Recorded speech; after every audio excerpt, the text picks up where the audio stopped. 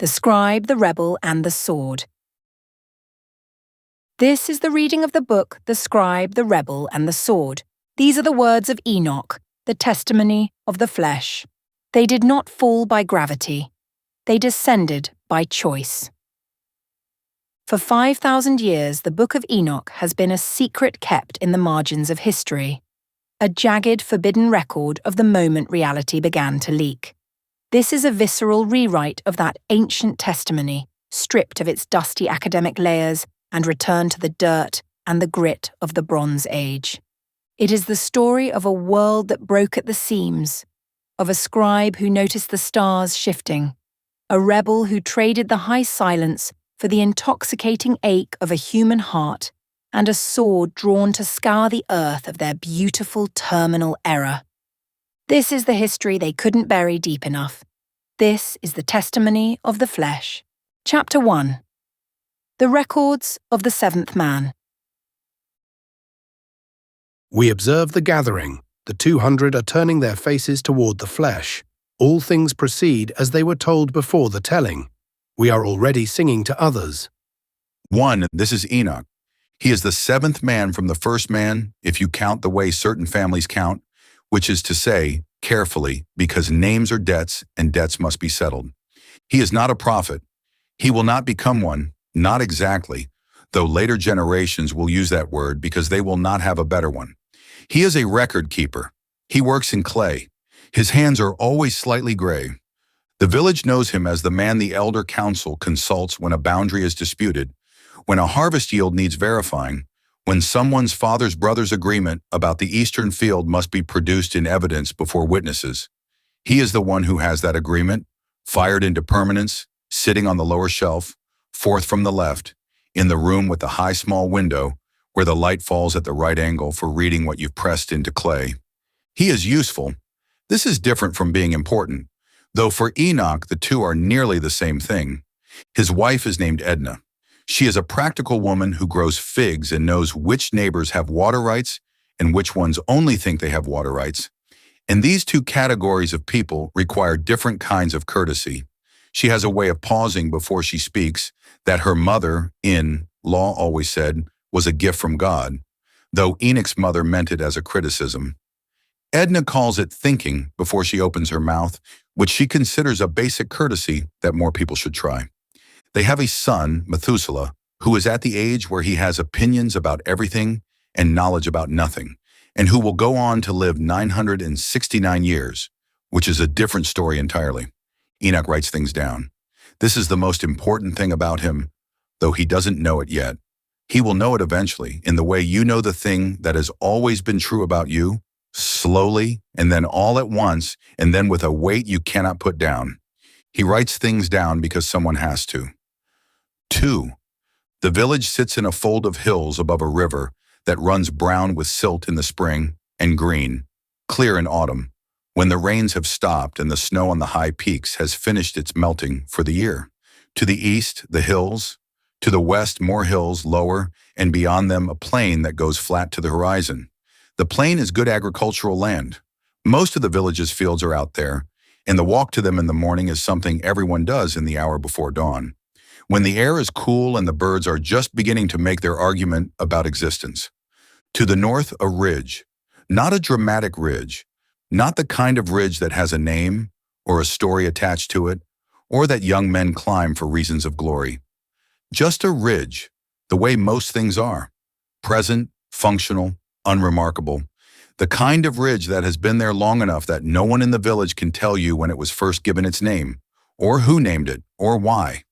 It is simply the northern ridge. You can see it from anywhere in the village if you look. Most people don't. Enoch looks at it. He looks at most things. This is his nature.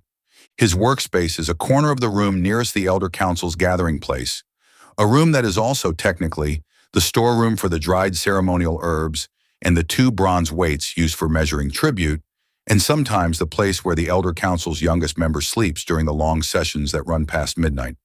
This is a complicated arrangement that everyone pretends is simple, which is how most complicated arrangements survive. The shelf, low, stone, built by the same man who built the house's foundation, which means it is uneven on the left side, but will outlast everyone in the village. Enoch has shimmed it level with a wedge of fired clay. On it, tablets in rough rows, organized by season, by subject, by a spatial memory that only he can fully reconstruct. A dispute from 4 seasons ago is the 7th tablet from the right on the middle shelf, turned face down because the decision in it caused trouble and he didn't want it catching anyone's eye. He knows it's there. He knows what it says. He would rather it stayed face down. A basin, shallow, filled from the river each morning. The clay stays wet in it, covered with dampened linen, until he needs it. A bundle of cut reeds, their ends beveled at the angle that makes the cleanest impression. A small knife for shaving new reeds when the old ones go soft. And light coming from the high window at the correct angle. Not through the window exactly, but refracted off the white plastered wall opposite. A diffuse, even illumination that lets him read the impressed marks without casting shadow into them. He arrives before anyone else in the mornings. He leaves after the light fails. This is not diligence, or not only diligence. It is that the work requires a particular kind of attention, and attention requires quiet, and quiet requires being present at the times when other people are not. He does not resent other people. He just works better without them. The smell of his workspace, wet clay, which is a clean, mineral smell, slightly vegetal, the smell of earth before it becomes anything. Reed, which is green and faintly sweet when fresh, and dry and dusty when old. Wood smoke from the kiln, which fires his permanent records and also the village's pots and water jars, and occasionally the small idols that the elder council's ceremonial functions require. Though Enoch has no official opinion on the idols and would prefer to keep it that way. And sometimes on a morning when the wind comes from the north, the smell of the ridge, rock and cold air, and something else, something that has no name in his vocabulary, but which he has noted privately, not on clay, just in the back of his mind, in the place where he keeps things that don't have categories yet. He notes things first. He finds categories later, sometimes much later. 3. The sky is a document. This is how Enoch thinks of it, because it is how it functions. The village reads the sky the way a literate man reads a tablet. Not every word, not every star, but the relevant passages, the sections that bear on present business. The barley constellation, he has his own name for it, a name his father gave him, which is almost certainly a name his father's father also used, going back further than anyone in the village can trace, stands at a particular angle above the eastern ridge at dusk when the barley is ready for cutting. This is not mysticism. It is a calendar that the sky has been keeping, reliably, since before anyone alive was born. The 14 trees at the edge of the north field that hold their leaves through winter, he counts them each autumn, not from superstition, but from habit, because a record keeper's habit is to verify that the things which should be stable are stable. They are 14. They hold. Every year, when other trees have gone spare and gray, these 14 are still green and full, and somewhat smug about it, if trees can be smug. He counts them. 14. Good. The world is working. He knows the seasons the way he knows the tablets on his shelf, by location, by weight, by a certainty that does not require constant verification, because it has been verified enough times that its stability can be trusted. Summer presses down, a physical weight of heat that makes the rock too hot to walk on barefoot past midday. Autumn opens up the sky and brings the rains that smell of salt and stone, and the particular satisfaction of dry earth receiving water. Winter presses from the north, gray and cold, but never quite cold enough to stop everything. The fire stays lit, the animals stay fed, the village goes inside and argues about debts and marriages until spring. Spring arrives, the birds return, the river rises, the fields are prepared, and on the night when the barley constellation stands at the right angle over the eastern ridge, Enoch adds the season's marker to his records, a single impressed line, a notation, the smallest possible act of memory, and the village begins its harvest. This is the order of things. Enoch has recorded it for the last 15 years.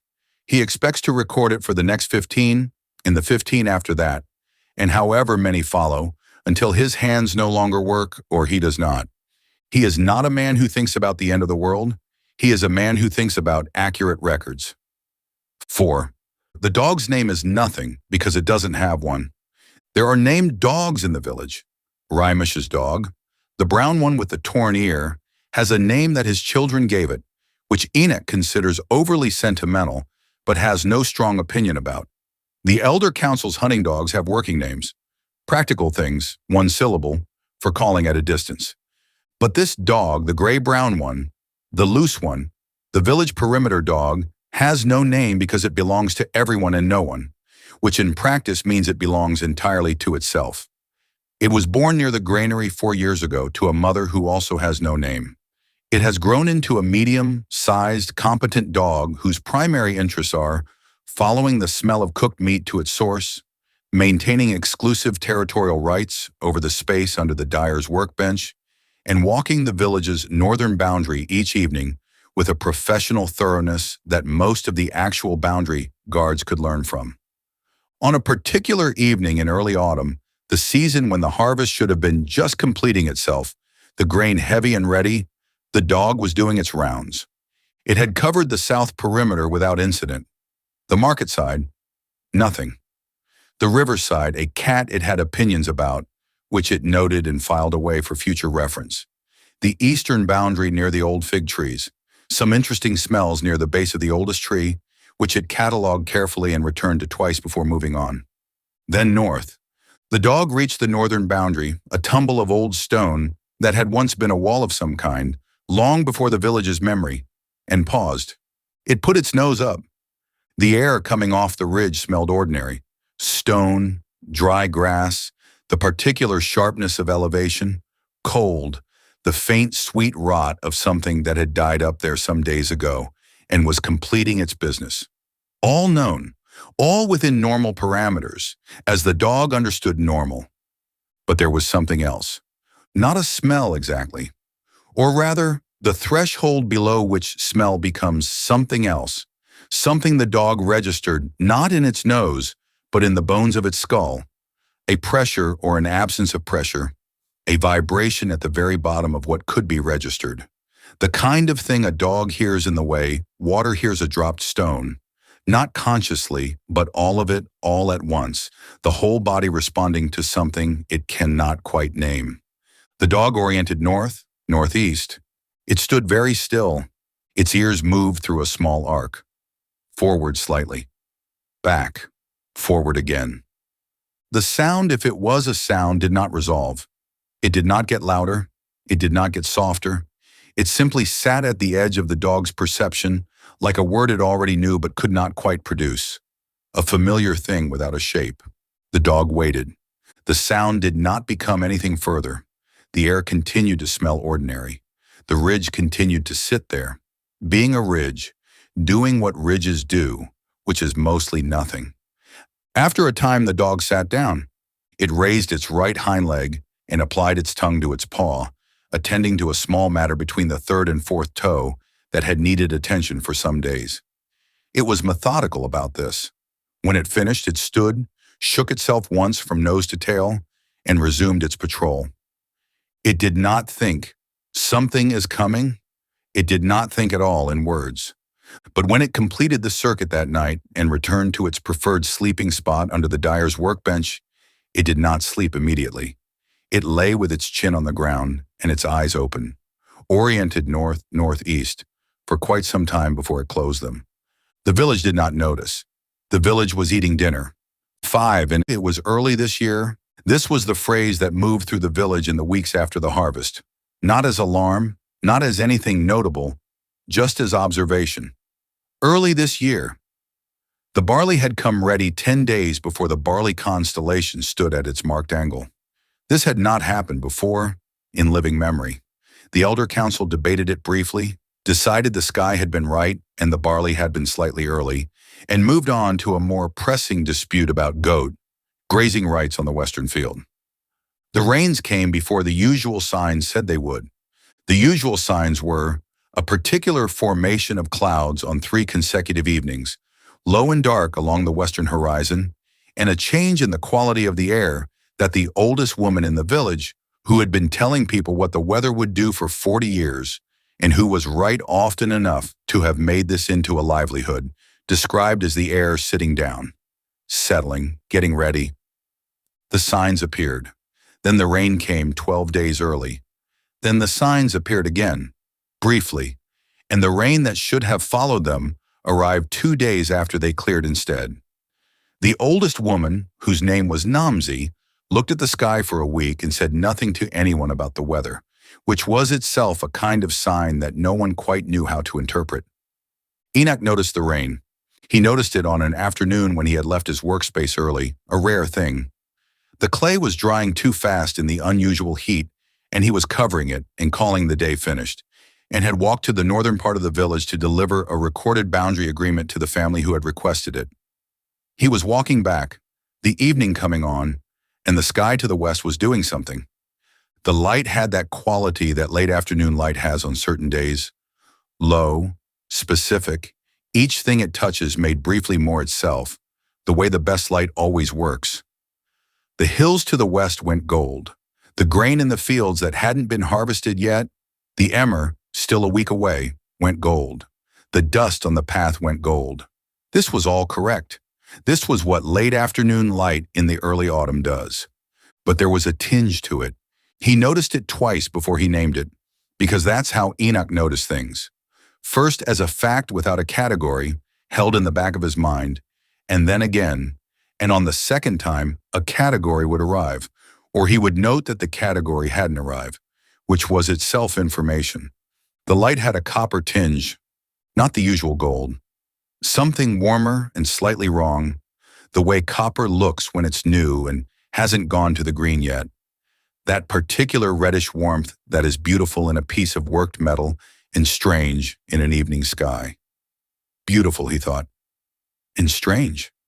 Both things were true and neither canceled the other. Amen. He stood at the edge of the path and looked at it for a moment. Then he walked home. He did not write it down. Not yet. He had no category for it. He would need a category before he could make a record. 3 days later, it happened again.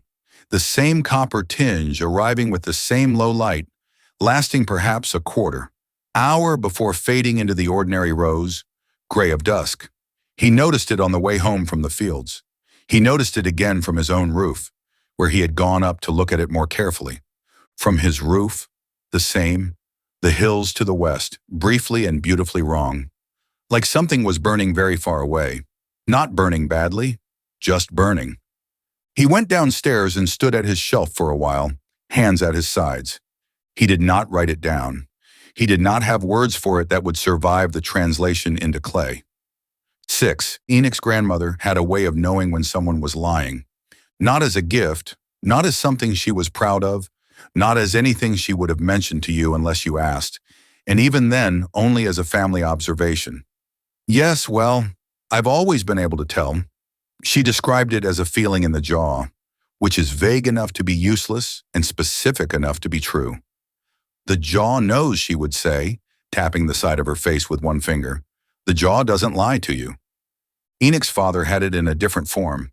He was a trader, grain, tools, occasionally the small carved seals that the northern cities use for stamping ownership. And he could tell when a price being offered was the real price and when it was the negotiating space price, before a word had been said about what the right price was. This made him difficult to do business with if you were the kind of person who enjoyed a certain amount of theatrical uncertainty in your transactions, and comfortable to do business with if you were the kind who just wanted a fair outcome quickly. His father called it instinct, which he meant as a compliment. Enoch's mother called it the family tendency, which she meant as a warning.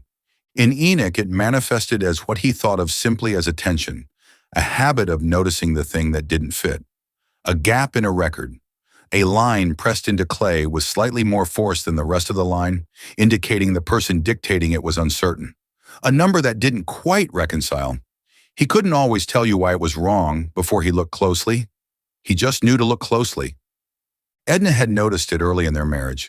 She had a habit, when she wanted to know if something was true, of watching his face rather than the face of the person speaking, because Enoch would give it away before he knew he was giving anything away.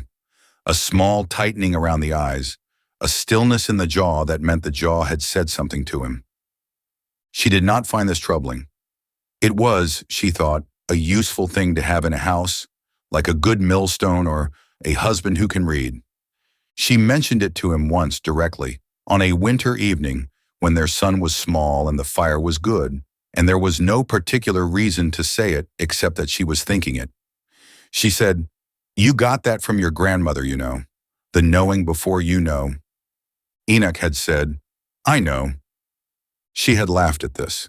He had not meant it as a joke, but he was glad it worked as one. 7. The star was wrong. He had been looking at the sky most of his adult life in a professional capacity, not as a sky watcher, not as a priest, but as a record keeper whose records depended on the sky being predictable. The sky was a calendar. He consulted it the way he would consult any other reliable source, habitually without ceremony, because it had always been there and had never, in 15 years of use, given him reason to question it. The barley constellation rose at a particular angle above the eastern ridge at dusk, and this indicated harvest time. The winter stars arranged themselves in their winter pattern, and this indicated the beginning of the cold season. A cluster of 3 stars that he had no name for, but that he could identify by position and relative brightness. The middle one was slightly redder than the others. A warm point in an otherwise cold stretch of sky rose in the east about an hour before dawn when the flax planting season was approaching. He did not need a calendar made by human hands. He had one made by something considerably older. On the 43rd evening after the early harvest, he was on the roof of his house for the purpose of watching the sunset. The copper tinge had appeared twice more since the first sighting, and he was trying to determine whether it was a function of a particular angle of the light or a function of haze, which would mean a weather change, when he turned east and looked at the portion of the sky above the ridge. And there it was, the cluster of 3 stars, the red middle one, 2 nights early. He looked away, looked back.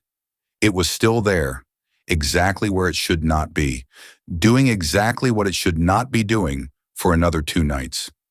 Its angle above the ridge was wrong. The position was wrong. Not dramatically wrong. Not the kind of wrong that would make you think you'd imagine the whole system. Just wrong the way a word misspelled by a single letter is wrong. Obviously, once you've seen it, and then you cannot unsee it. He stood on the roof for a long time. He checked the other stars. The rest of the sky was correct. The winter constellations he could see in the east were where they should be. The evening star was where it should be. The river of faint light that ran across the middle of the sky from north to south was exactly where it always was. Just the 3 stars. Just that one cluster. He checked again. He was not mistaken. He knew he was not mistaken. He had been reading this particular stretch of sky for 15 years, and the jaw, to use his grandmother's word, was very still. He went downstairs and sat at his shelf. He pressed his hands flat against the edge of the stone. The stone was cool. That was right. The stone was always cool at this hour. He could feel the roughness of it under his palms, the slight grit of the clay dust that was always there no matter how often he brushed the shelf down. The small chip at the near corner, where someone had set something heavy down badly, years before he'd taken the room. He sat with the stone and thought about accuracy. An error in a record was not a fact about the world. It was a fact about a record. You corrected it, noted the correction, moved on. The error didn't mean the world was wrong. It meant your recording of the world was wrong. He had looked at the sky wrong. He had made an error somewhere in his 15 years of looking in some earlier season, and it had propagated forward until tonight, when it had emerged as a gap between what he expected and what was there. A carried error. He would need to recheck his reference points. He began to do this methodically in his head. He rechecked for 3 days. He walked out to the northern field on the second evening with the specific intention of verifying his baseline position, standing exactly at the marker stone he used as his reference point, looking at exactly the angle he always looked on a clear night, and the 3 stars were still wrong. Not more wrong, not less wrong, the same wrong. Consistent. A consistent observation that contradicted his reference points. There were 2 explanations for a consistent observation that contradicted established reference points. The first, his reference points were wrong. He had made an error years ago and recorded it and been using the error as a baseline ever since. This was embarrassing but correctable. The shame of it was significant. He took accuracy seriously, and finding a long carried error in his foundational reference points would be a particular kind of professional humiliation, even if no one else ever knew about it. The second, the stars had moved. He held this second explanation in his mind for a moment, the way you hold something of uncertain weight before committing to lifting it. Stars did not move. This was not an opinion. This was the premise upon which the sky's function as a calendar depended. Stars rose and set an order, each in its season. They transgressed not against their appointed order. They were reliable precisely because they were not the kind of thing that moved. He went back to working on the first explanation. For another 4 days, he went through his reference points, checking and rechecking, walking to the marker stone, looking at the angle, looking at the 3 stars, comparing. Each night, the same. The stars in the wrong position, a consistent, stable wrongness that did not resolve itself into error, no matter how many times he looked for the error. He did not write it down. He did not write it down because he did not have a category that would contain a consistent observation that contradicted the established order of the sky. He was a record keeper. He recorded facts. He recorded known things, verified things, things that belonged to a category and could be entered into the system of the village's memory. A star in the wrong place was, he turned this over carefully, either an error in his records or a fact about a world that had, in some small and deniable way, gone wrong. He did not write it down, but he looked at the stars every night, and every night they were exactly as wrong as they had been the night before. 8. The rain came on a morning when the sky to the north had the look Namzi the weather reader called sitting down, settling, quiet, getting ready, and it came correctly, or nearly correctly. Nothing about it unusual except the smell. Enoch was in his workspace when it began. He heard it arrive on the roof, that first sparse percussion, then the gathering weight of it, then the full sound of rain doing its work. He covered his clay with the dampened linen. The linen needed re-wetting, paradoxically, when rain was making everything outside wet, because the room was sealed enough to stay dry, and the clay would crack if he let it go entirely, and he did not go out in it. But the smell came in. Rain has a smell. Everyone knows this, though not everyone has a word for it.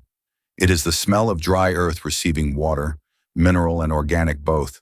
The smell of a world that has been thirsty and is now drinking. He had smelled it hundreds of times, thousands of times, standing in doorways, waiting for it to pass, or standing in fields when there was no choice but to let it happen to you. This smell was the right smell. Mostly, there was something underneath it. Not something bad, nothing like decay, nothing sharp or wrong in a way that would make you turn away. Just an edge, a metallic thread running through the familiar scent of wet earth, the way copper smells when you hold it long enough in your hand that it begins to warm. Not quite clean, not quite anything else. Present in the rain, smell the way a wrong note is present in a tune you know well. Not loud enough to ruin the tune, but there, undeniable once you've heard it. He noticed it and said nothing. He had no one to say it to who would have known what to do with the information. The rain smells slightly of copper today. Edna would have said, probably something in the water. The elder council would have said, thank you, Enoch. Namzi the weather reader was the one person he might have said it to, but Namzi was already dealing with what felt like the full weight of a season that had refused to behave correctly, and he did not want to add to it. He pressed his clay and did not say it. But when the rain stopped in the late afternoon, and the air had that washed quality that rain leaves, the metallic edge was still faintly present. He stood in the doorway of his workspace and breathed it in, and the jaw was still, and he thought, once is nothing. Twice I should write down. He did not yet have twice. He waited. 9. That night the rain came again, and the smell was the same. He noted it in his personal memory, not on clay, not officially, just the private notation that his mind made of things waiting for categories. Rain, smell, metallic edge, both days, stars, 3, cluster wrong, Ongoing. Harvest, 10 days early. Light, copper, tinge afternoons, 5 sightings now. He laid these out in his mind the way he would lay out tablets that seemed to belong to the same case before he had identified what the case was. A record, keeper's habit, gather the documents. Look for what they share. What they shared was, something is slightly off, not dramatically off. The food was there, the water was there, the village was intact, its people going about the business of the village, arguing about goat, grazing rights and coming to him with their boundary disputes and debating whether to build the new granary on the east side or the west side of the square. A debate that had been ongoing for 2 seasons without resolution. Nobody had died mysteriously. Nobody had said, something is wrong. The season had been strange, but the harvest had been adequate, even early. The world was, by any normal measure, fine, and yet slightly off. He did not know what to call this. He did not know what category it belonged to. He was a record keeper, not a priest. He dealt in grain allocations and boundary disputes and the tedious details of agreements between families, not in the kind of knowledge that involved things being slightly, deniably wrong with the order of the sky. He sat at his shelf in the evening and thought about his grandmother. She had died when he was 7, which means he did not know her as well as he would have liked. What he remembered, her hands, which were large and quick, her laugh, which was sudden and total, a thing that happened to her rather than something she did, and the jaw. He had heard her say it only once, about a man who came to the village to buy flax and was short in his offered price, and she had said it quietly to his father, not to the man. The jaw says no. And his father had renegotiated without explanation, and the price had been different. And Enoch had watched all of this from the corner where he was sitting with a piece of broken clay he was using to scratch practice marks. The jaw says no. He was sitting in his workspace with his hands on the cool stone of the shelf, and he was thinking about his grandmother and about the stars and about the smell of rain. And he thought, the jaw says something. It did not say what. Not yet. He did not have enough documents. He would keep looking. 10. There is a thing that happens in the life of a record keeper, and only a record keeper, which is this. At some point in your keeping of records, at some point in the accumulation of the village's memory, the reliable, measured, organized account of things that happened and things that were agreed and things that need to be remembered, you will write something down that does not fit the record, a thing that should not be there, a number that doesn't reconcile, a note in the margin that contradicts the main text. And you have 2 choices. You can set it aside. You can decide the error is in the recording, not in the world, and you can correct toward the version of events that is simpler, that causes less trouble, that fits the system as you have built it. Most record keepers, Enoch suspected, made this choice without ever knowing they were making it. The world is large and strange, and a record keeper's job is not to record the world's strangeness, but to record the village's business, and these are not the same thing. Or you can write it down. You can note the anomaly with the same care you give to everything else, more care, maybe because anomalies require precision, and let it sit in the record alongside everything else, and trust that the truth of what you saw is more important than the simplicity of the version of things that doesn't include it. Enoch had been a record keeper for 15 years. He had made the first choice a handful of times, and he knew the exact shape of it in his body. A small compromise, a slight softening of focus, the feeling of choosing the world as it is supposed to be over the world as it is. He disliked this feeling. He had it anyway sometimes because a record keeper who recorded every anomaly would eventually produce records that were incomprehensible. But he was aware of the second choice. He kept it available. On a cool morning, early in the season after the early harvest, he sat at his shelf and pressed clay, and at the top of a new tablet, one of the thin ones, personal, record size, not the official tablets he used for the village accounts, he made a mark that meant private. The village's institutional memory did not use this marker. He had invented it himself. I am writing this for those who come after. He pressed this into the clay. He looked at it. It was an odd thing to write. He did not know exactly why he had written it instead of beginning with the anomalies themselves, the stars, the rain, the light, except that it felt necessary to say first that he was not writing for his own generation.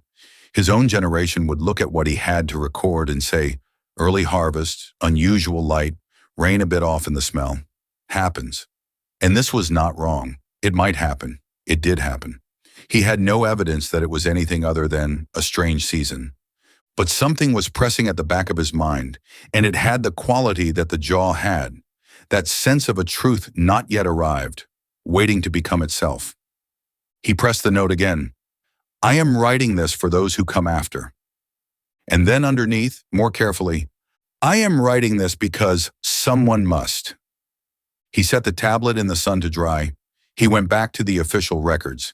He did the morning's work in grain allocations and a boundary clarification, and a note about the disputed ownership of 3 goats that had been wandering the wrong fields for 2 seasons, and whose status needed resolving before the winter. He did his work, and he did it well, and the tablet with the private mark sat drying in the morning light, and he did not look at it again until the afternoon. 11. Edna said one evening when they were sitting after dinner, "You've been looking at the north a lot." He considered this. "Have I?" "The way you look at tablets that don't add up." She set her cup down. "Should I be concerned?" No. This was true. He was not concerned. He was attentive, which was different. Concern had an emotional register that obscured the thing you were looking at. He was simply looking. "Your grandmother used to do that," Edna said. "Look at things the way you look at discrepant accounts." She said it without particular weight, the way you say a true thing about someone you've known a long time. "My father says I got it from her." "What does he think you have?" "He hasn't named it. He calls it the family tendency." Enoch turned his cup in his hands.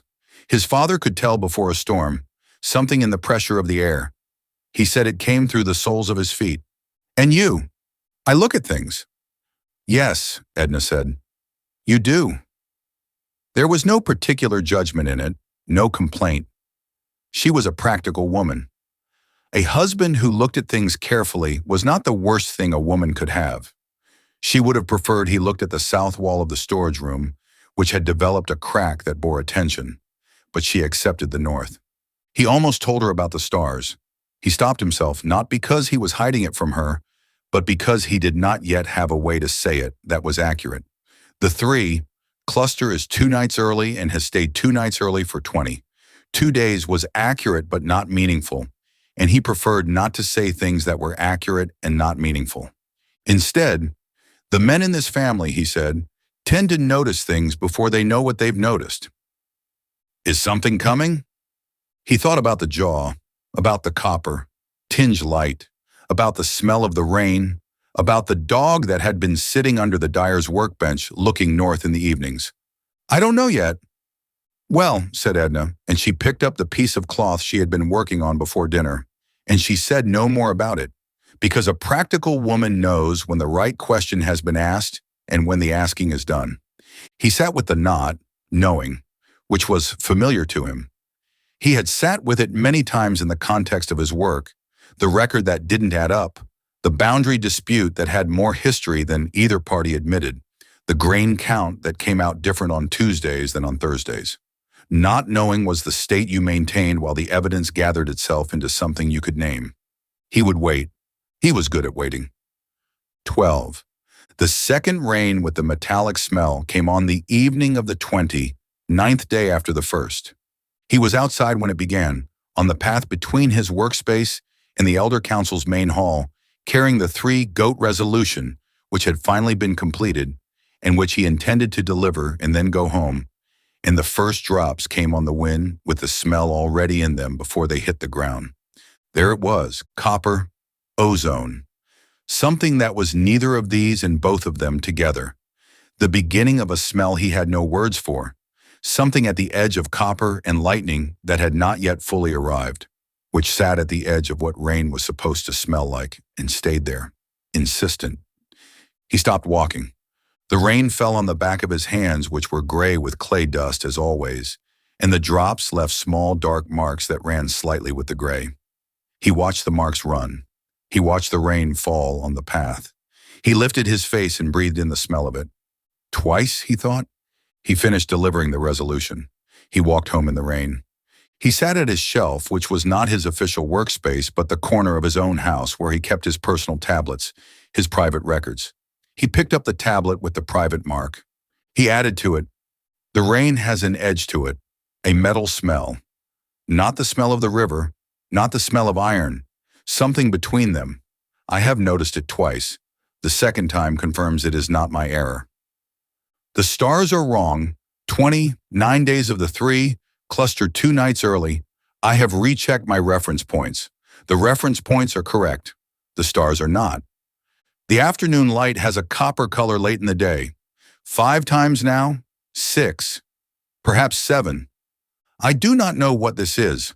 I am writing it down because someone must." He looked at what he had pressed into the clay. He held the tablet in his hands, which were always slightly gray, and he felt the weight of it, lighter than the official tablets, smaller, a personal record tablet, and he thought, "This is not a record I will show to the elder council. This is not a record for the village's official memory. This is a record for someone else, for people he could not see or name, for the remote generation that was for to come." He did not know why he thought this. He held it, and it was true. He set the tablet with the private mark in its place on his personal shelf, fourth from the left, and he covered it with the cloth he kept for the purpose, and he went to bed. 13. He dreamed. This is not unusual. He was a man who dreamed most nights, ordinary dreams, the kind that are made of the day's work reassembled into something other than itself, a boundary dispute that became a dispute about the stars, a grain count that went wrong in a way that mattered enormously but lost its importance the moment he woke. This was not that kind of dream.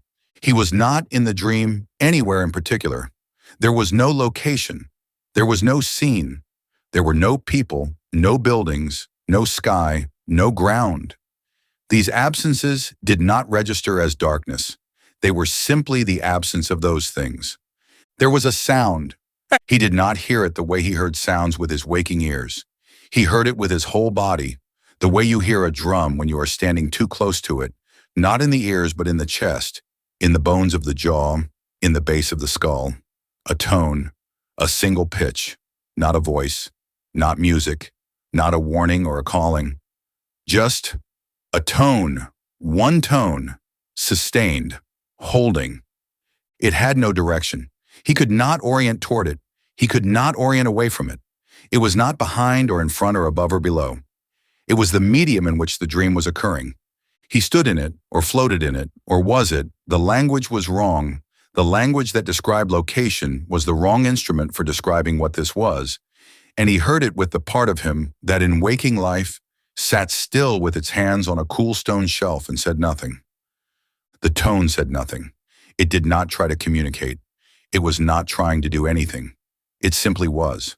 A frequency, the feeling of something enormous gathering itself, the way a thunderhead sounds before you can see it, a charge, a potential, something that has not yet happened, but that is in the process of becoming inevitable. He did not know how long the dream lasted. He did not know when he woke that he had been asleep for only a short time, that the moon was still in the same position in the window it had been when he lay down, which meant an hour at most had passed. He knew only that he was awake and the tone was gone, and his body was very awake. The particular wakefulness that is not alertness, but something older, something below alertness, a physical readiness for which he had no category. He lay in the dark. The tone was gone. He could no longer hear it. He could remember that it had been there the way you remember a sound when the room goes silent, in the shape its absence made, in the place where it had been. He lay for a time. Then he got up. He went to the corner of the room where he kept his personal tablets and the reed he used for personal work, and he sat down on the floor because the shelf was not for sitting, and he picked up the private marked tablet, and in the dark, he did not light a lamp. He did not need to see clearly. He needed to write. He pressed new marks into the clay. He pressed the marks that meant last night. He pressed the marks that meant a sound. He tried to find the marks for what kind of sound. There were no such marks. There were marks for drums, for the call of horns, for the sound of animals, for the sounds of tools and weather. There was no mark for a tone that had no source, no instrument, no location, no human occasion. He had nothing to press into the clay that was accurate. He pressed into the clay the best approximation he had, like the sound of all the voices in the world remembering something together in the same moment before they know what they are remembering. He looked at what he had pressed. It was not accurate. He knew it was not accurate. He did not have the words, and words were made of sounds, and the sounds he had were for the sounds of this world, not for a sound that had no instrument, no place, no occasion he could name, but it was what he had. He was the record keeper. This was his record. He pressed the clay and let it be what it was. I am writing this for those who come after, he added at the bottom. I am writing it because I heard it. I heard something. I do not know what. I am writing it down anyway. Someone must. He set the tablet with the private mark back in its place.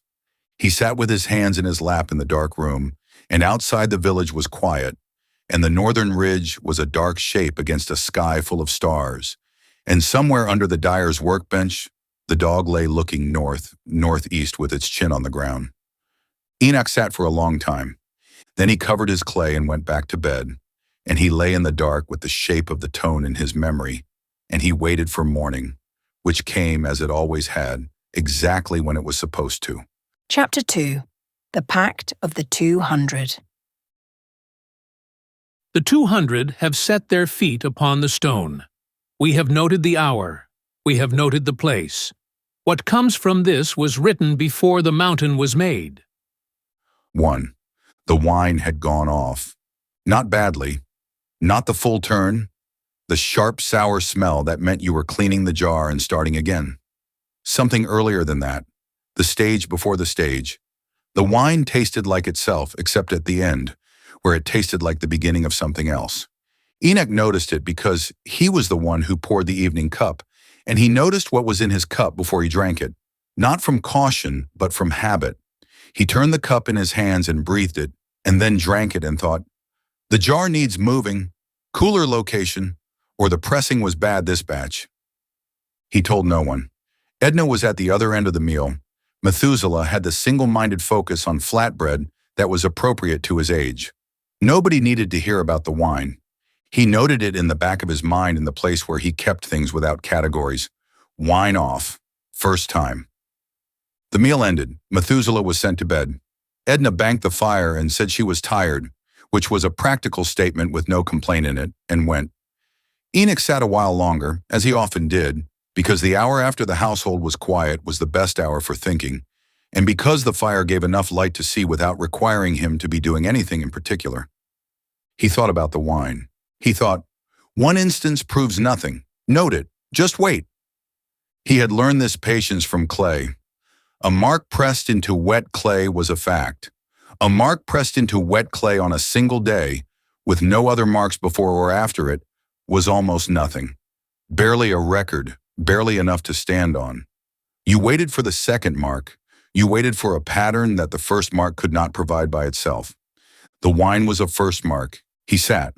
After a while, he went to the door and looked out.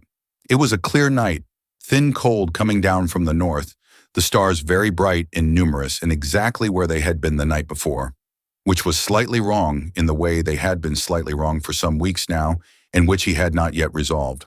The copper-tinged light was gone at this hour. That was only an afternoon phenomenon, the low sun doing something with the haze off the ridge. Now there was only dark and stars and cold. He looked north-northeast. The ridge was there, dark and unremarkable. Just a ridge. Nothing on it. Nothing moving. He breathed in the air and tasted a metallic edge at the back of it. Faint, the way it was faint when the wind came off the high ground on certain nights. He had noted this smell 3 times now, perhaps 4. He went to look for the dog, because the dog slept under the dyer's workbench when everything was as it should be, and Enoch had developed the habit, recent, he recognized it as recent, of glancing at the workbench as he came in from the north side of the village, confirming the gray-brown shape under it, confirming the ordinary regularity of that particular ordinary thing. The workbench was empty. He stood and looked at it. The dyer's tools were there, the vessels and the stained boards, the bundles of dried bark on the shelf above. Just no dog. He looked along the alley and did not find it. He looked down toward the market end of the square and did not find it. He walked to the northern boundary. The dog was sitting at the old stone tumble, facing north-northeast. Its ears were at a certain angle. He had seen this angle before, on the night several weeks ago when it had sat this same way, looking at the same thing for a while, and then returned to its workbench, and he had thought, the dog heard something, an animal, some business on the ridge. Tonight it was the same posture, the same angle of the ears, chin level, not lowered, not hunting, not afraid, attending. Enoch stood beside it for a moment. The dog did not look at him. He said nothing to the dog. He was not the kind of man who talked to dogs. He noted the dog's position, at the north boundary, facing north-northeast, not sleeping, not patrolling, simply attending to something in the direction of the ridge, and he went home. At his personal shelf, he took up his tablet and his reed. He added to the record, the wine in the storage jar is beginning to sour. The dog was not under the dyer's bench. It was at the north boundary stone, which is where it was once before, in the autumn. The air from the north has the metal smell. 3, 4 times now this smell. He looked at what he had pressed. I do not know what these things have to do with each other, he added. I do not know that they have anything to do with each other. I am writing them because I am a record keeper and because the jaw says note these things. He covered the tablet. He covered his clay. He went to bed. 2. Here is what you should know about Samyaza before you try to understand what he did. He had been watching your world for longer than your world has been worth watching.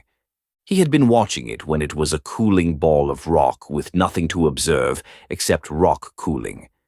He watched the first water fall on it. He watched the first things that could be called alive move through that water, slowly in the dark, and he watched what they became across iterations too numerous to interest any human mind for more than a moment. Generations and extinctions and new designs, the long patient rewriting of the project from its own results. He watched the first things crawl from the water onto the land, and he watched their descendants become the things you call your ancestors. He had watched all of this. He had not done anything. This is the critical fact about Samyaza, the fact that no story you have ever heard about him gets right. Not good, not evil, not plotting, not planning. He had been watching your world with perfect, total attention, and everything he had ever done in the exercise of that attention was observe, note, transmit. Observe, note, transmit. He had never altered anything, not a stone, not a raindrop, not a single blade of grass bending in a direction it would not have bent anyway. You may think this is a small thing, the absence of alteration. You have lived your whole life in a body that alters things constantly without intending to.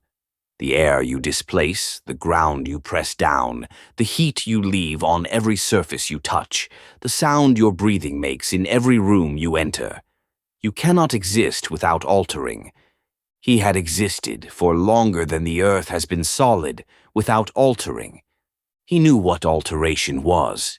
He had watched it happen to everything in the physical world, in every scale from the motion of galaxies to the way a honeybee's landing bent a flower stem. He had mapped it perfectly, the physics of cause and effect in the material dimension, every consequential move everything had ever made in proximity to every other thing. He knew alteration better than any being who had ever altered anything. He had never once been the cause of it.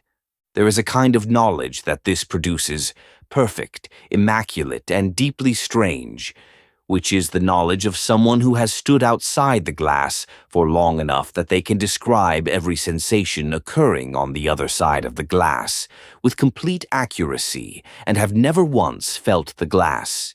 He had watched your kind eat. He had watched the signals the body sent to the brain when something sweet or salty or hot dissolved on the tongue, had watched the chemistry of pleasure, mapped every receptor and every cascade, knew the shape of the experience at a resolution no human neurologist would achieve for another 6,000 years. He had never tasted anything. He had watched your kind love, the fever of it, the specific irrationality, the way the body overrode the mind's calculations when certain chemicals were present in certain concentrations and produced a willingness to act against demonstrated self-interest in favor of proximity to another person. He had found this phenomenon endlessly interesting. He had watched hundreds of thousands of its iterations. He understood it structurally with perfect clarity. He had never wanted anything in his body. He had, for longer than the earth has been solid, wanted to want things in a body. This is the distinction that mattered, and he had never had anyone to say it to. 3. In the dimensional plane, you cannot be lonely the way your kind are lonely. You cannot be lonely because loneliness is a physical social phenomenon. The gap between expected contact and actual contact felt as a kind of pain in the nerves that register physical presence, an absence of warmth and sound and proximity that the body interprets as threat, as wrongness, as something that must be corrected. It is an animal sensation. It requires an animal to feel it. What Samyaza had was not this. What Samyaza had was something for which there was no word, because there had never been a need for the word in the dimensional plane. The others were there. He was not isolated. He could observe them as he could observe everything, their patterns, their attention, the movements of their awareness across the physical world below. They were not absent. They were not inside the glass with him. He was the only one who had stood at the glass long enough and with enough completeness of desire that the glass had become the entire world, not a boundary, a definition. The glass was the fact of the thing. Everything I know is on the other side. I am on this side. These are not the same side. He had been saying this in the way things are said in the dimensional plane, not in words in the shape and pressure of consciousness. For longer than the earth has been solid, and no one had said it back. They were watching. They were all watching. The watching was the assignment. He watched them watching, and in their observation he saw what he recognized as a kind of sufficiency. They watched, and the watching seemed to them complete. They noted what they saw. They transmitted what they noted. They did not press against the glass. He pressed against the glass. This is not a thing he chose, or if it was a choice, it had been made so early and so continuously that the choosing and the being were no longer separable. He pressed against the glass. He had always pressed against the glass. He was the kind of being who pressed against the glass, and all the time there was no glass. He would have been something else, but this was the world that was. Glass. Everything valuable on the other side of it, and him, here. They were burning fires down there in the valley, small orange points in the dark, and he was made of fire, and he had never once been warm. 4. The desire had been building. He was not certain afterward when it had crossed whatever threshold it crossed on the night of the pact, when it shifted from a condition of his existence into something that radiated, that the dimensional plane could no longer contain, that reached outward without his intending it to reach. He could not have named the moment. Duration in the dimensional plane was not the thing it was in human experience. He did not have a before and an after in the human sense, a memory organized as sequence. He had depth. The desire had been deepening, was the closest he could come to it, becoming more itself, more concentrated, more entirely what it had always been, for a period of time that would make any human count break. He did not plan the resonance. He did not say to himself, "This is the night." There was no night for him in any meaningful sense. There was a depth of intensity that became, at some point, a frequency, not a choice, a physics. The way a bell, struck at the right pitch, will ring whether it intends to or not. He had been struck at his own pitch, and he could not ring. The frequency went outward in the dimensional plane. Not as a message, he would not have known how to send a message of this kind, had never considered sending one. Not as invitation or summons or signal. Simply as what it was. A dimensional consciousness vibrating at the frequency of its deepest and most suppressed desire, unable to contain that vibration any longer, the vibration becoming fact. He did not expect what happened next. He had been alone with this for the whole existence of the world. He knew, in the dimensional plane's non-linear way of knowing, that others had felt variations of this desire.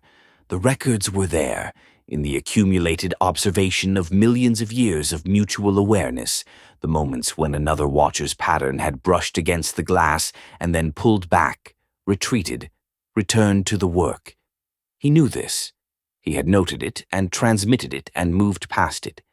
He had never thought, "They are where I am."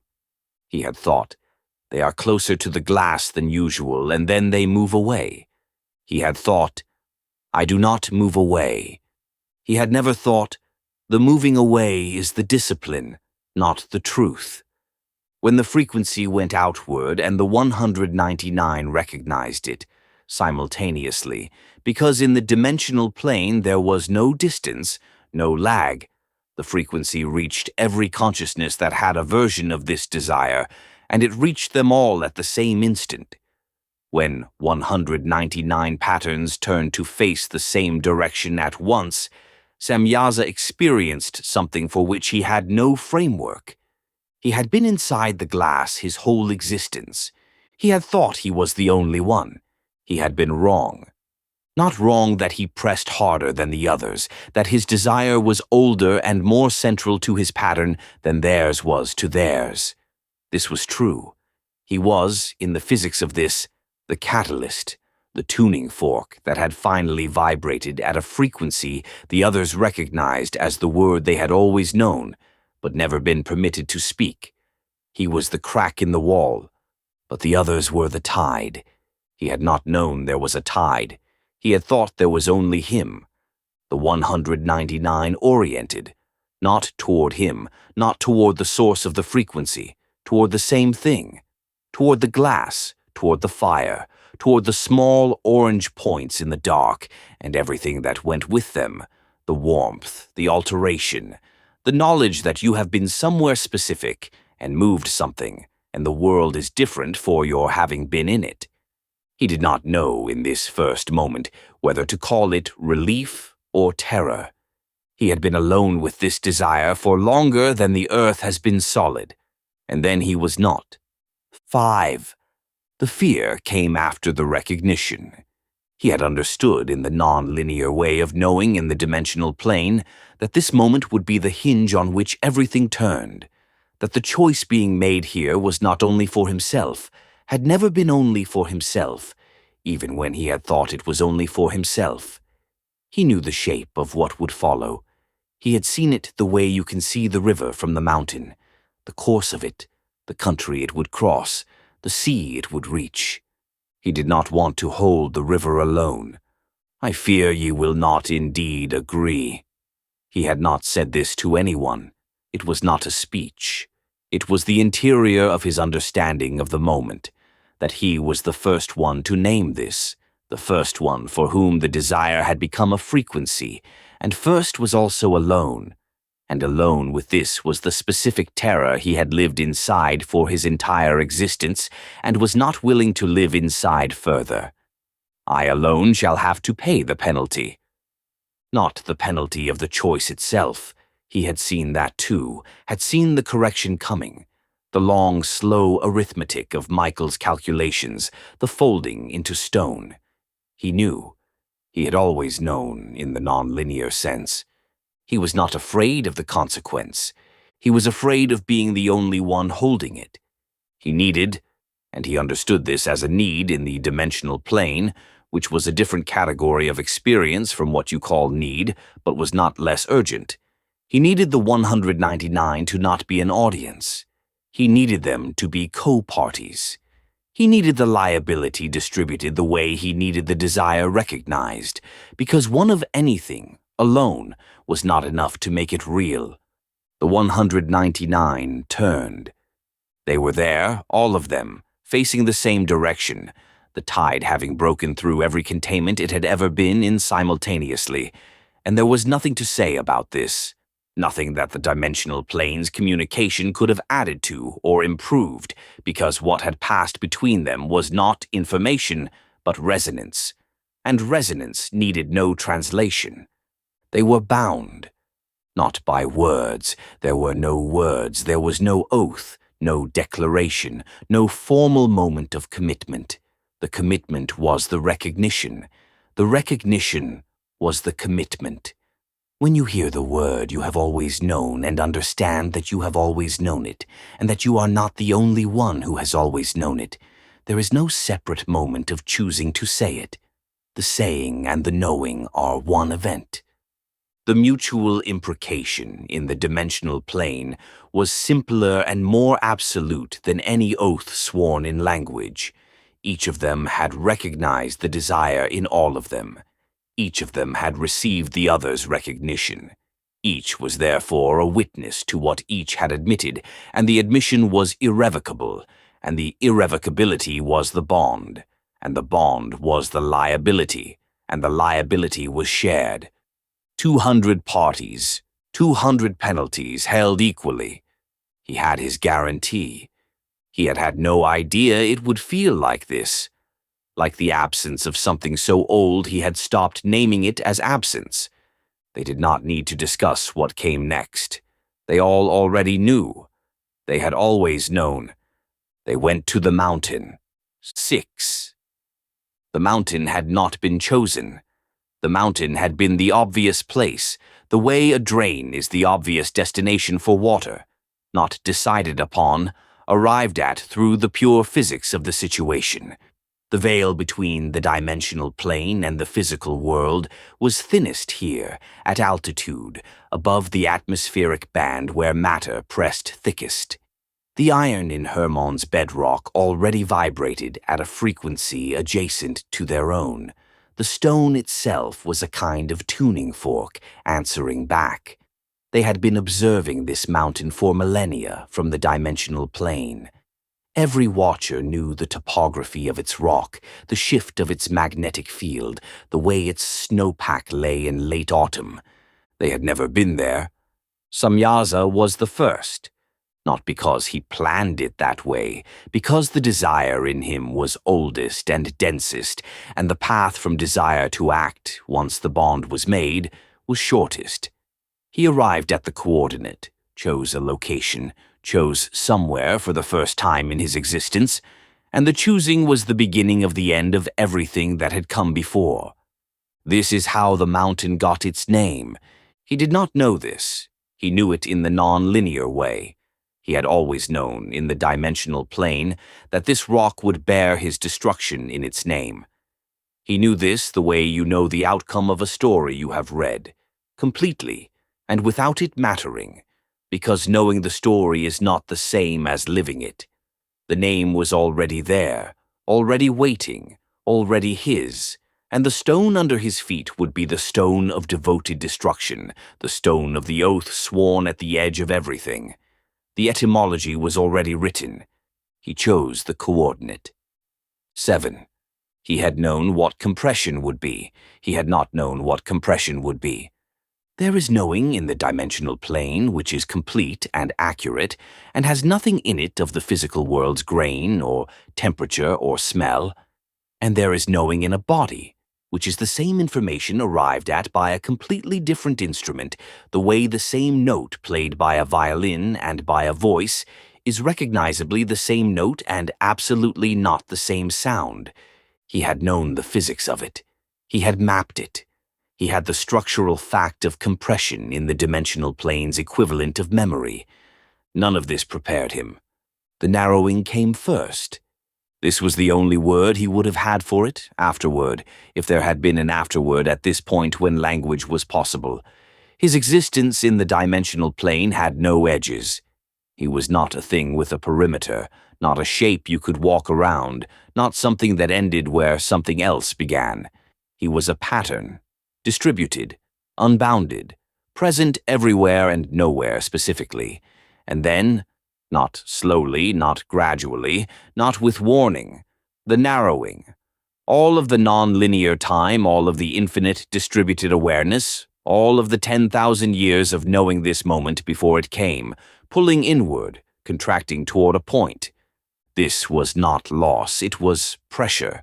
A pressure that had no physical analog because nothing in physical reality has ever been unbounded. The closest image he would have had, if he had had images yet, was this. Imagine being a sound and being forced to become a stone. He was the sound. He became the stone. The point of singularity, the moment between the narrowing and the coalescing, the dimensionless instant when he was only here, lasted no measurable time and was the longest moment of his existence. He was somewhere. For the first time in the history of his consciousness, he had a location. Not the mountain, not yet. The body had not yet assembled. He was only the compressed intention at the summit of the mountain, the pure coordinate of a decision made irreversible. He had a where. He had never had a where. The matter came next. The mountain's own substance drew toward the coordinate, hydrogen, oxygen, carbon, iron, calcium, the trace minerals of Hermann's particular rock, assembled outward from the point at a speed that has no name in the dimensional plane because it happened in linear time, which was itself new. And he understood, with the part of him that would never stop being a dimensional being, even inside the form, that this was sequential, that these were discrete events following each other in order, that there was a before and an after, that the before was gone and could not be returned to, that the after was coming one moment after the other moment, and this was what it was to be in time. He had always known time. He had watched it for millions of years. He had never been inside it. The boundedness arrived before anything else he would have called a sensation, before temperature, before gravity, before smell or sight, or any of the instruments he had watched your kind use for their whole small lives. The first sensation was, the self has an edge. There is a place where I end. The dimensional being that had been without border, without limit, pressed now into the topology of a form, and the form had a surface, and the surface was the fact of ending, and the ending was a violence without injury, a pain that was not damage but containment, the specific and terrible discovery that he was no longer everywhere. He was here, only here. He had wanted this. This was not what he had wanted. He had wanted the sensations, the copper taste, the warmth, the weight of bread in a hand, the press of ground through the soles of feet. He had wanted to be the cause of things. He had wanted to walk through a market and displace the air and have the displacement be a fact, have his presence be an alteration in the record of the world. He had not known that the price of being somewhere was being only somewhere. The form stood on the mountain. The form was cold. Not one cold, but 10,000 simultaneous colds. The air entering what were now lungs, cold and dense and weighted in a way dimensional awareness had no preparation for. The snow under what were now feet, each crystal a separate pressure and each pressure cold. The air pressing at the face, the hands, the thin exposed skin of the forearms, each surface of the form registering its own cold independently, sending its own signal to a processing center that did not yet have a framework for 10,000 signals arriving at once. Proprioception, the awareness of where the limbs were in space, was a million simultaneous messages, none of which he had a system for receiving. He could not process this. He could not stop processing this. The weight arrived with the cold. or with the cold, simultaneous gravity which he had watched curve the paths of planets and pull water downhill and hold everything against the body of the earth, which he had understood as a structural fact of the physical dimension for longer than the earth had been old. He had never had mass to be attracted. He had mass now. The form he had assembled was being pulled, continuously and without pause, toward the center of the planet, and the standing was not rest but negotiation, constant, involuntary, the body working against the pull in order to remain at this altitude, and this was what being upright cost, and the cost was perpetual. He was heavy. He was cold and bounded and heavy and being pulled toward the center of a large thing, and he had 10,000 cold signals arriving and no framework coming. The breath arrived. This was the crux of it. The thing that afterward, if afterward were possible, he would have identified as the moment of becoming, though all the moments before it had also been moments of becoming. The lungs were hollow. The body required input from outside itself in order to continue. The breath was not optional. He breathed. The air on Hermon's summit at this hour was below freezing, dense with the specific cold of high altitude, and the particular cold of the month that was not yet the deep cold of winter, but was on its way there, and it came into the form with the weight that only a physical substance could have, and with it came the smell. Cold rock, thin ice, the faint copper-iron smell of the bedrock below his feet, already vibrating with the dimensional frequency of the crossing, already ringing like the tuning fork it was, the mountains saying back at a lower register what 200-dimensional beings were saying as they arrived, and something else, the smell of his own compression, the scent of matter reassembling at speed around a dimensional coordinate, the electrical burning of the process that had just completed. He had no word for this smell. He breathed it in and had no word. He breathed it in and it was real and present and dense and it was inside him and he had never had an inside before. The edges. The final discovery of the compression was the edges, the topology of the form, the surface that was the outside of the body, and the interior that was the inside, and the meeting of them. He had proprioception, a million signals about where the limbs were. He had the cold pressing from outside, and now the skin itself. There was a surface, the snow under the feet, the weave of the cold air across the backs of the hands, and the fingers pressing against each other. He was discovering that the self could touch itself, that the boundary of the form was permeable to itself in a way it was not permeable to other things, that the hands could come together and the hands could feel each other coming together, two surfaces meeting, each registering the other, warmth of palm and cold of cheek, and cold of palm and warmth of face, and the place where they met. He opened his hands. He pressed his palms against his face. He felt the warmth of the palms. He felt the cold of the cheeks. He felt the meeting of them, the specific interface of warm and cold at the line of contact, the pressure of his own hands against his own face, the resistance of the face against the pressure of the hands, the held weight of the head in the cup of the hands. He did not move.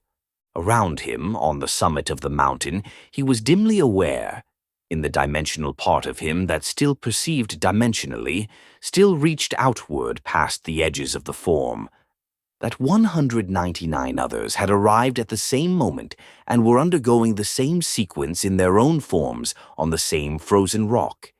He knew this. The mountain was ringing with it, a subsonic vibration in the basalt below the snow, the dimensional equivalent of a sonic boom moving outward in all directions from the summit. The sound was below human hearing. It was not below his. He felt it through the soles of his feet, entering the form through the snow, moving upward through the assembled substance of his physical body, settling into the bones of the chest. He held his own face in his hands.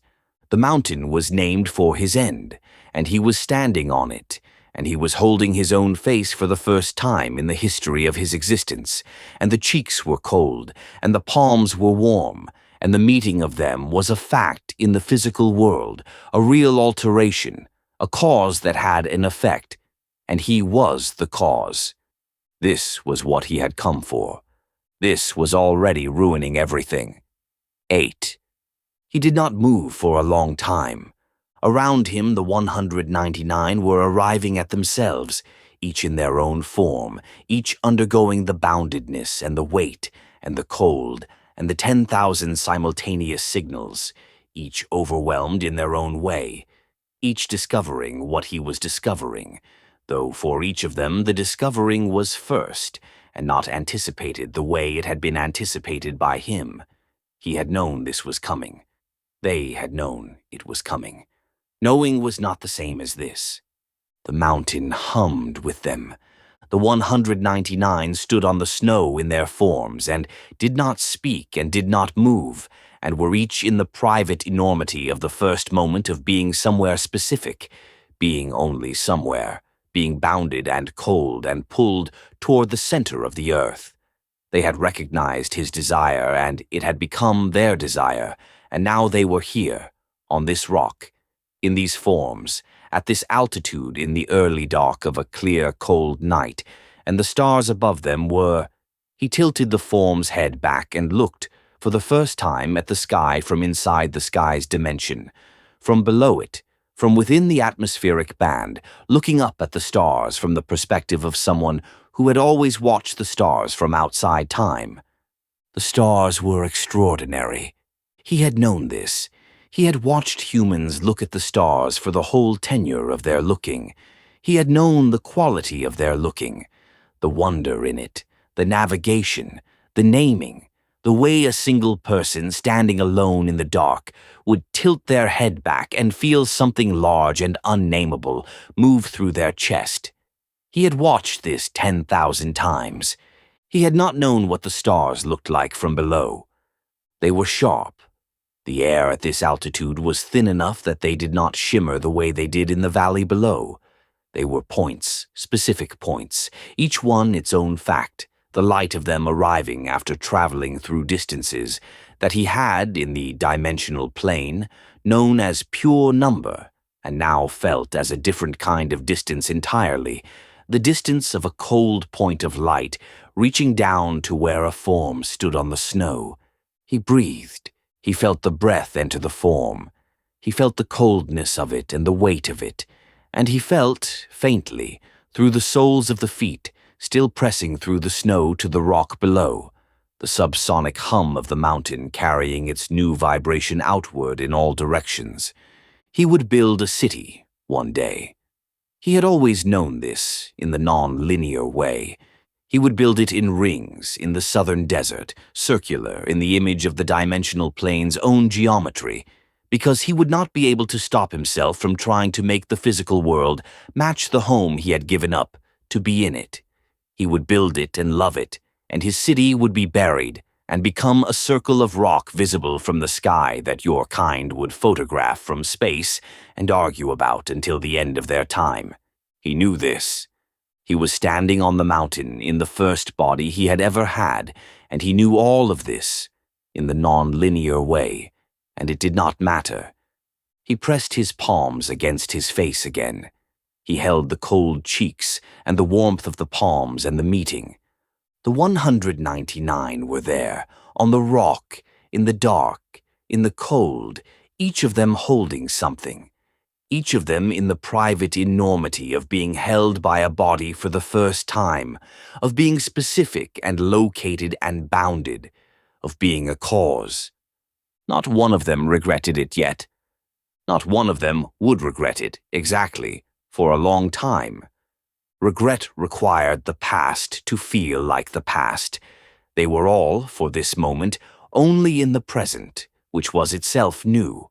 Beings who had lived outside time were now inside it, and the present was the only time that mattered, and what the present was, on the summit of the mountain whose name was already their destruction, was alive, here, cold and bounded and heavy and present and, for the first time in the history of their existence, specific.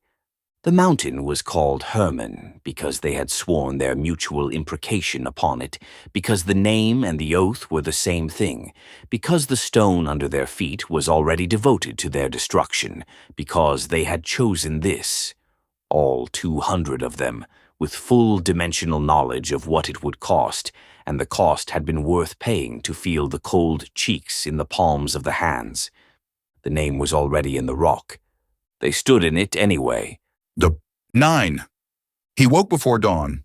The room was dark and the fire was banked and the house was quiet, and he lay still for a moment, which was his habit when waking at the wrong hour. Lie still, assess, understand where you are before you move. The bed, his house, the smell of the banked fire, and the wool and the cool air coming from the direction of the high window. Something had been in the dream. He lay still and tried to recover it. Not the content. There had not been content, not in the way ordinary dreams had content. The content was a tone. He knew this tone. He had recorded it once already on the private tablet, pressing the marks for, like the sound of all the voices in the world remembering something together. He had known when he pressed those marks that they were not accurate. He had pressed them anyway because they were the closest thing he had. This time the tone was not what it had been. The first time it had been one thing, one instrument, one pitch, sustained. The medium of the dream, the thing the dream was made of, undirected. This time it was. He lay in the dark and turned this over carefully. The same pitch, the same frequency he had heard before, the same note, the tone that he had no marking for. But the same note played by many instruments was not the same as the same note played by one. And this had been, he pressed the word full, not louder in the way a shout is louder than a whisper. Louder in the way a room full of people singing is louder than one person singing, which was not about volume at all, but about density, about the note having been taken into many chests simultaneously, about the note being no longer one thing, but a field. He had been inside a field of this note, and there had been a direction. This was the thing he had not expected. The first time the tone had been directionless. He had not been able to orient toward it or away from it because it had no source in the dream's geography. It simply was, everywhere at once, the medium rather than the message. This time it had an axis, not visible, not a thing he could have pointed to if he had been awake, but felt, in the way his grandmother had felt her knowing through the jaw, in the way his father had felt a fair price through the soles of his feet, a pressure, a pull, a quality of origin. The tone was coming from somewhere. He lay in the dark and breathed and held this. North, it was from the north. From the direction of the ridge, from the direction his dog had been sitting facing, from the direction the air carried the metallic edge when the wind came off the high ground. The tone had a north. And there had been something else, a quality he had not been able to name while he was inside the dream and could barely name now, lying in the dark with the dream still faintly present. The quality of being perceived. He sat up. He sat in the dark with his hands on his knees and thought about this. He did not know what it meant. It might mean nothing. Might be the dream mind constructing the feeling of significance out of the raw material of the tone, building a false detail. Dreams did this. He had learned not to trust the feeling of significance in a dream. Significance was what dreams sold, and they sold it cheaply. But the jaw was still. The jaw said, this is accurate. This is what was there. He got up. He went to his personal shelf. He sat on the floor with the reed and the tablet. He pressed the marks for, last night again, the same sound. He pressed, louder, not louder, more of it. He pressed, it has a direction, north. He held the reed. He pressed slowly because he was uncertain, because this was the kind of entry he could not verify, and he preferred not to enter what he could not verify. But the jaw. I think it knew I was listening. He looked at this for a long time. He did not cross it out. He did not know if it was true. He knew that it was what had been in the dream. The quality of it, the sense of the tone being aimed, of the aim being partly at him, of there being, somewhere in the north-northeast, something that had become aware of its own awareness and was directing that awareness down the line of the bearing toward the small village where the record-keeper sat with his reed and his clay. He did not know. He pressed the marks into the clay. I am writing it because it might be true. I am writing it because someone has to. Outside, the sky was the color before dawn. Not yet gray, not quite black, the deep blue that the sky becomes in the hour before it considers lightning. The ridge was a dark line against it. The stars were fading at the eastern edge. The dog had come back in the night and was, he checked, under the dyer's workbench, asleep, ears flat. The dog had made its peace with whatever it had been attending to. He sat for a while with the tablet, with the direction pressed into it, north, with the quality pressed into it. It knew I was listening, and he thought about accuracy, which was the virtue he valued above most others. He thought, I do not have enough documentation for this. I have one instance of a sound with a direction, one instance of a quality that may have been in the sound, or may have been my own mind reading something into a sound. He thought, I have the jaw. He set the tablet in its place.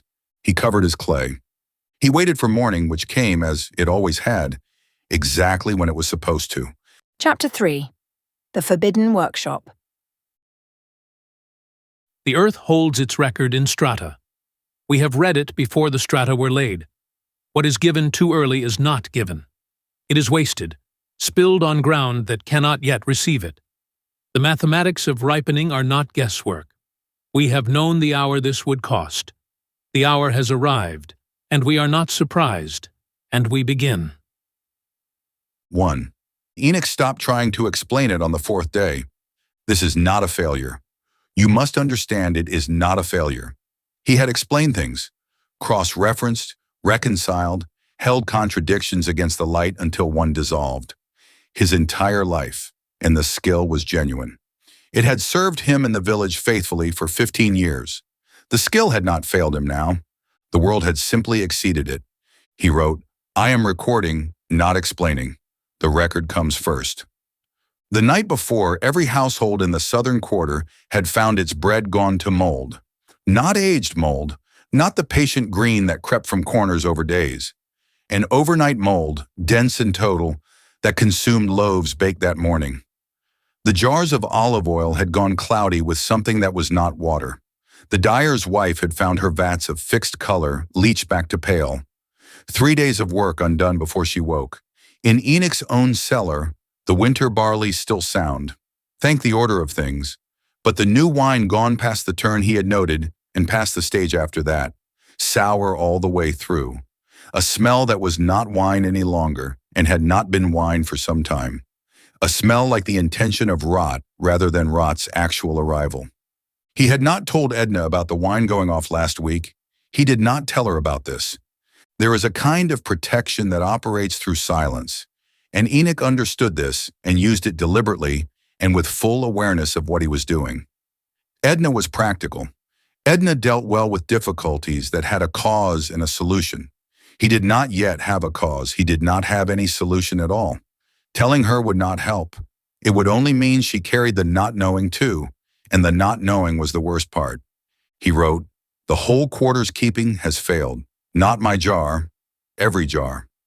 He wrote, I have spoken to 3 households, the same report.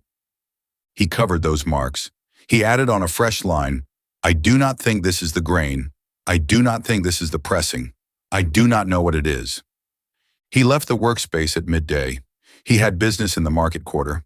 An arbitration, the same boundary dispute that had been escalating since last autumn. But when he arrived, the light was wrong. Not wrong in the manner of rain approaching or dust from the plain. The copper tinge he had noted twice in autumn, 3 times after, was present now in the flat of noon. His shadow fell at the wrong angle for the hour. He checked it against the south wall, against the water clock at the merchant's stall, against the particular pitch of the sun in a sky that had no haze to speak of and no cloud. The shadow was wrong. He stood very still and looked at it until the moment passed and it was correct again. And then he was a man standing very still in the middle of the market for no visible reason, which was its own kind of conspicuousness. He moved to the edge of the smith's quarter, where the narrow lane bent northward. He did not go further. He stopped at the bend. The forge fires on the ridge had been burning 4 nights running. He knew this because he had stood at his doorway at the hour before sleep and watched the light of them against the sky. Orange bright, not dying down toward morning. Someone was working through the night. The sound arrived as something that was almost not sound. A regular impact, a shaping, a resonance that moved through the ground as much as the air. He had not gone to look. He would not go to look. The jaw, which had served him as a reliable instrument in all the years of its service, said, "I will stay at the edge." He stayed at the edge. He returned to the workspace. He smoothed the clay. He pressed. Forge fires on the ridge again. 4 nights. I can see them from the door. I have not gone nearer. He pressed. At the edge of the smith's quarter, a woman was learning from another woman to darken the line above her eyes with a black powder on a thin stick. The woman teaching her had her chin. The woman learning held very still. Both of them were entirely focused on the eye. I wrote this down before I understood why. He pressed. The light at noon in the market quarter was wrong for a moment, the shadow at the wrong angle, then correct again. He pressed. There is a word appearing in my marks that I did not choose. I noticed it once last week. I will watch. He covered his clay. He would tell Edna that the wine had gone off and they would need new jars. That much was true and manageable, and within the range of things a practical woman with a mind for water rights could absorb and act upon. He would tell her that much. He would not tell her about the shadow. 2. This is the thing about Samyaza by this point. He had been in the body long enough to have opinions. Not the pure overwhelm of the summit, not the boundedness arriving all at once, the cold and the weight, and the 10,000 cold signals, and no framework. That had passed. He had developed, without intending to and without quite noticing, a set of preferences. The smell of bread baking was better than the smell of fresh butchered meat. He preferred morning light to noon light. He disliked the sensation of sandals and had stopped wearing them, which meant his feet had developed calluses in the particular places. That feet develop calluses when you have no footwear, which he found genuinely extraordinary. The body building its own armor, spontaneously, in response to the world pressing on it. He could not stop examining them. The calluses, he had caused them simply by existing and moving and refusing the sandals. He had altered something. He had been altering himself continuously for months without intending to. This had not diminished in its marvel. What had changed was that the marvel now arrived with commentary. He had opinions about figs. He had not expected to have opinions about figs. Figs were figs. He had known their chemistry, their seasonal logic, the precise sweetness-to-acid ratio as they moved toward full ripeness, had known all of this from outside with perfect dimensional accuracy. And then he had eaten one, and had discovered that knowing the chemistry was not the same as knowing that you preferred them 3 days past full ripeness, when the skin began to split and the interior had gone dense and wine-dark and slightly fermented, which was apparently when he wanted them and not before. This was not information that lived in chemistry. It lived in eating, and only in eating, and you could not get to it from the outside. He said to himself. He was doing this constantly now, addressing the interior audience that was himself. That was the watcher part of him, still observing the embodied part, the part that had watched everything for 1,000,000 years and was now watching him. The astonishing thing is that it never stops. Every morning there is more of it. Another preference. Another small capability the body has built while I was not watching. He had told this to one of the others last week. Not Azazel, who was consumed with his own project at the forge, and who would not have listened, who was deep in a relationship with iron that Samyaza found alarming in its intensity, and he admitted it, slightly enviable. But to a different one, a small and quiet watcher, who had taken the form of a herdsman, and seemed, from all available evidence, to be primarily interested in goats. He had told him about the figs and the calluses and the preferences, and the herdsman had looked at him for a long moment and said, "Yes," in the flat tone of a being who has discovered the same things and does not yet have anything to add. They were all discovering them. They were all finding that the body was a deeper country than the approaching of it had suggested. He said, "In the heights, we were everything, and so we were nothing. Down here, I am a man who can bleed, and suddenly I am fascinated by my own skin." The herdsman had said, "The goats know things I don't know yet." This had been genuinely funny, and Samyaza had laughed, and the sound of it had startled a flock of pigeons from the rooftop overhead, which had themselves been startling, because he had laughed 3 times in his life, and each time the body's response to the fact of laughter was a surprise. The physical helplessness of it, the loss of dignity, the way the chest did what the chest did without asking permission. He was both delighted and unsettled by laughter. It felt like being briefly breached, the self-opening, something getting in that had no business being in. He preferred it to the alternative, which was the silence of the dimensional plane.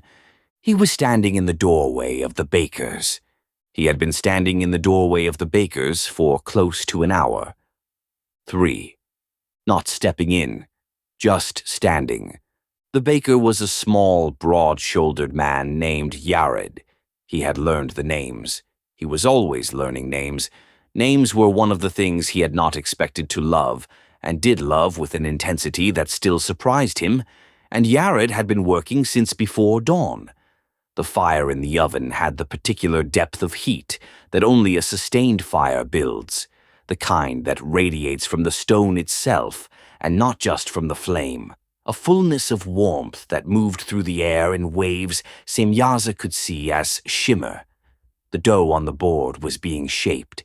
Yared's hands pressed and turned and folded, pressed and turned and folded, and the dough yielded to the pressure and sprang back slightly, a thing alive in its own small way, and with each handling the dough became more what it was supposed to be. Samyaza watched this. He watched it the way he had watched everything for the whole tenure of his existence, with complete and total attention. He watched the flour dusting off Yared's hands. He watched the thin sheen of effort on the man's forearms. He watched the particular focused piece of a person doing something they have done so many times their hands know it before their mind does. He watched the fire throw light across the low ceiling, and the shadow of Yared's moving arms cross and recross the plastered wall. The smell. He had known the smell of bread, structurally, comprehensively, at the molecular level, the way he had known the taste of everything before tasting anything, which was to say perfectly, and not at all. He had known it was grain and heat, and the specific chemistry of fermentation interrupted by fire, and the Maillard reactions along the crust, and the steam moving through the crumb, and the caramelization of the outer surface, and the way all of these things together produced a compound that the human nose registered as safe, warmth, sufficiency, home. He had known all of this for longer than Yared's family had been recognizably human. He had not known what it was to breathe it in while being hungry. He was always hungry. This was one of the things about the body. He ate and the hunger returned, not as punishment but as fact, as physics. The body burned and required replenishment, and the requirement was continuous, the way gravity was continuous, the way time was continuous. An ongoing negotiation between what the body needed and what the world provided. He had not expected to find this beautiful. He found it beautiful. The endless need, the endless small satisfactions, the fact that there would always be another hunger and another eating, that the cycle had no end point, that you could not solve it and were not supposed to solve it. You could only continue it. He breathed in the smell of Yared's bread, and he understood in the part of him that was still capable of structural understanding the entire emotional history of the human species as it related to fire and grain. He did not step inside. He was learning, slowly, the way a being with no framework for restraint learns anything, which was, at cost, after several failures, that he could not be inside the baker's. He had tried twice. Both times, the bread had mildewed immediately. Both times, Yared's hands, which worked with automatic precision on the dough, had begun to shake in a way that had no explanation and that Yared would later attribute to a chill. Both times, the fire had flared without cause and then died back, and one of the dough forms had collapsed before it reached the oven, and Yared had frowned at it in bewilderment because he had not done anything differently. He could not stay near what he wanted to preserve. This was the first thing he had understood about himself that he had not been able to look at directly. He had been looking at the edges of it for some weeks now, so he stood in the doorway, which was far enough that the bread survived, and he watched Yared work, and the smell moved through the doorway and into him with every breath, and the hunger in him recognized it and rose toward it, the way a living thing rises toward warmth. The way roots go toward water, instinctively and without consultation, and without any possibility of doing otherwise. And the smell reminded him of what the grain was before it was bread, the long, slow growth of it in the earth, the way the stalk worked, pushing up from the ground through stages of its own becoming, each stage a compression and a release, a seed becoming a shoot, becoming a stalk, becoming a head full of other seeds, the whole elegant recursion of life reproducing and feeding other life, the plant not knowing what it was part of, the farmer not fully knowing either, only Samyaza knowing, had always known from outside, from the dimensional plane, the whole chain of it, from rain into soil, into root, into stem, into grain, into flour, into dough, into heat, into bread, into the man who ate it, into the work the man's hands could do, and from that work into the world, into the child the man fed with the work, into the child's child, into something that would eventually stand here in this market, in this village, and make this bread, and not know it was part of a cycle 10,000 years long and still going. He breathed the grain and the heat. He thought, they do not know what they are part of. That is the condition. That is what it costs to be inside it, rather than above it. You cannot see the shape while you're inside the shape. I knew the shape. I gave up seeing it. I do not regret this. He looked down at the ground where he had been standing. The stone was warm under his bare feet, warmer than the surrounding stones slightly. He had noticed this before but had not examined it. He looked at the place where he stood and saw that the stone was faintly compressed. Not visibly, not in a way anyone would notice, but he could feel it through the soles of those calloused, adapted, constantly rebuilding feet. The weight of him had pressed into the stone over the weeks of standing here and left. Not a mark, not a depression, but a ghost of pressure, a place where the stone had given infinitesimally to him and not quite resumed its original configuration. He had left a mark. He had not intended to.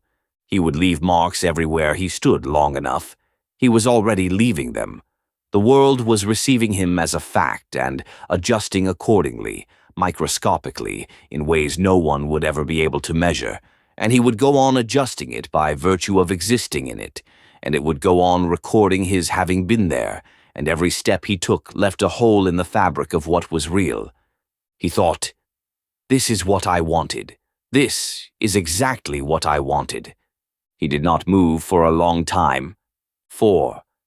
Yared noticed him at some point, not as a threat, not as a presence that warranted alarm. The baker's eye found the figure in the doorway and assessed it, standing still, not gesturing, not asking for bread, not doing anything that a doorway figure needed to do to resolve itself into a customer or a neighbor with news. And the assessment came back. Strange. Not dangerous. Not wrong. The more primitive word, the older word. Strange. The thing that doesn't fit the pattern. The thing where the jaw would say, "Note this," without being able to give a reason. Yared's hands kept working. He was too far into the morning's batch to stop. He thought, a traveler, perhaps. Someone who had smelled the baking from the street and paused. He thought, he will want bread and I will sell it to him, and he will move on. He had customers who stood in the doorway a long time before they spoke. Some people needed a moment before they could ask for what they wanted. He kneaded the dough. He divided it. He shaped the loaves with the quick, confident motions that 15 years had made into something like memory. His hands doing what his hands did.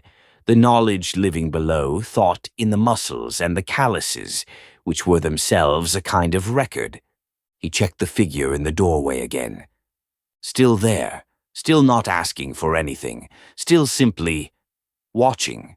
Not the watching of a hungry person waiting to buy. Not the watching of someone with news or a complaint or a lost child.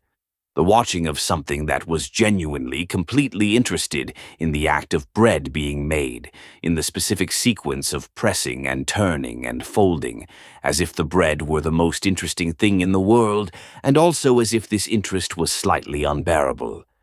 Yared had seen that look before, actually. He had seen it on the faces of children who were not yet old enough to buy bread themselves, and who stood at the door because they could not yet translate the want into speech. The figure in the doorway did not look like a child, but the expression was the same. He thought about saying, "Do you want bread?" He did not say it. Something in the quality of the watching made the offer feel insufficient, as though what the figure wanted could not be resolved into a transaction, and he would be foolish to suggest it could. The figure in the doorway did not ask for bread. When Yared looked again, the doorway was empty. He stood for a moment at his board with the shaped loaves waiting for the oven. The air still held the warmth from the fire. Everything was as it should be. The flour dust settled in the light. The street sounds of the market quarter came through the doorway. The ordinary sounds, the sounds of a morning.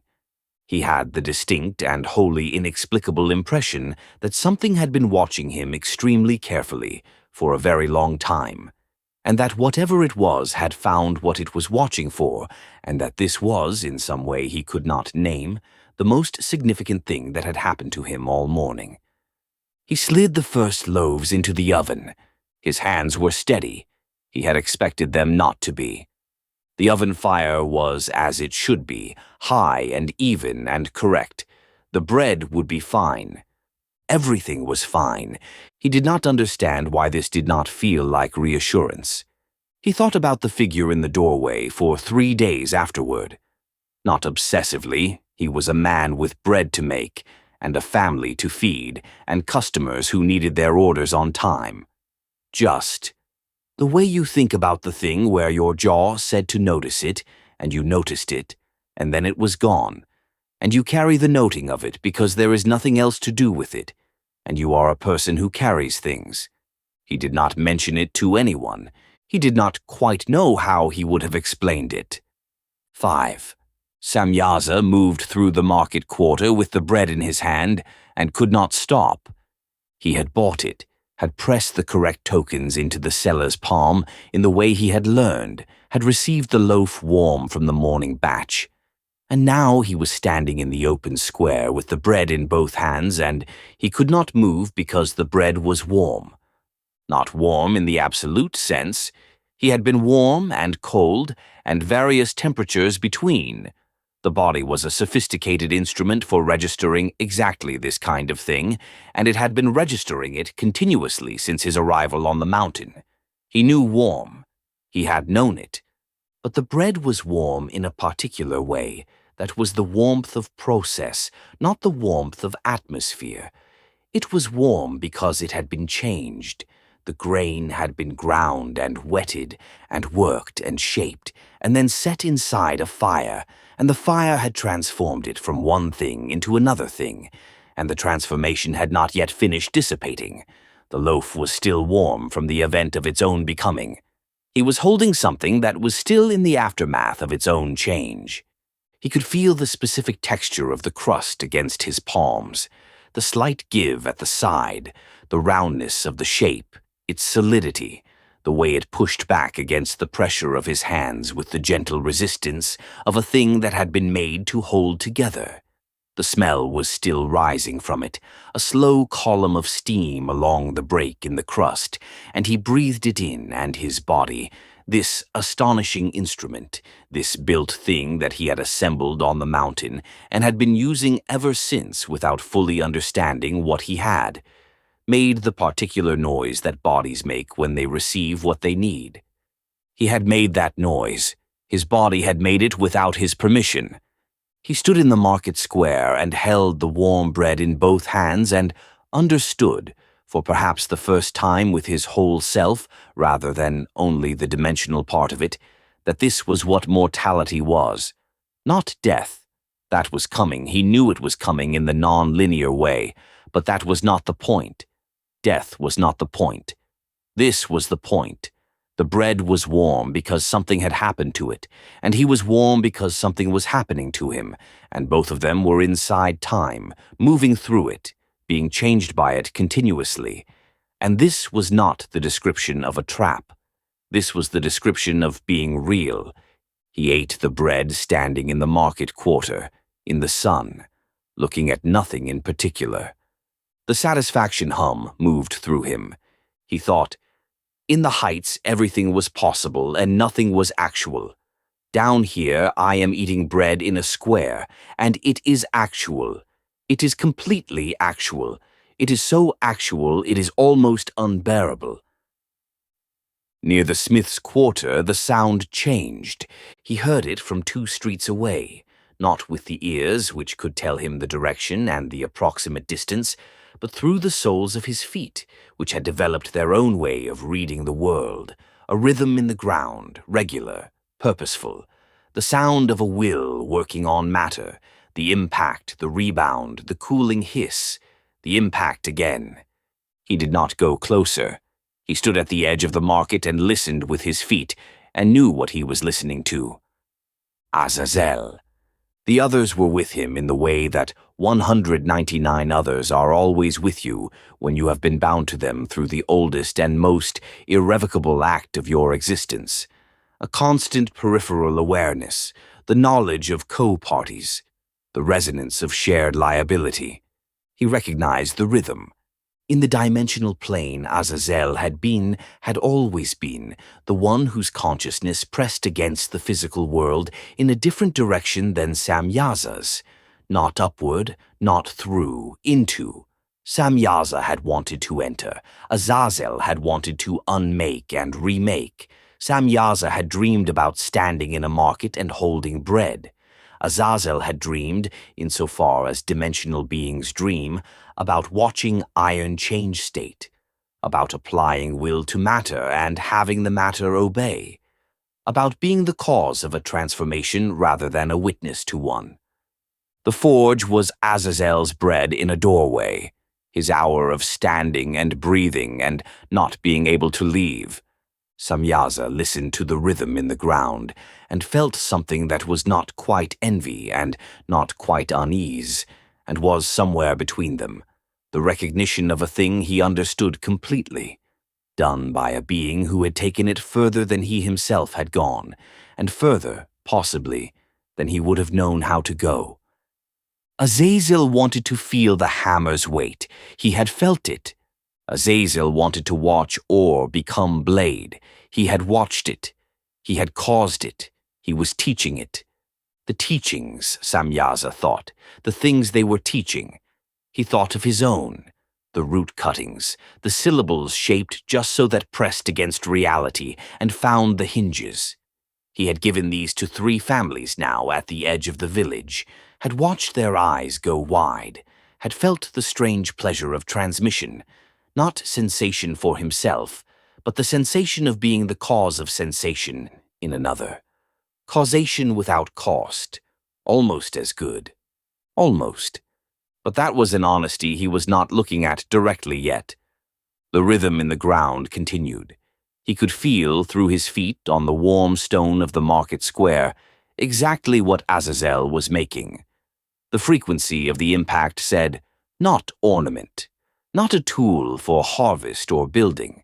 The particular resonance of iron folded at that temperature, worked at that rhythm, cooling and reheating and folding again.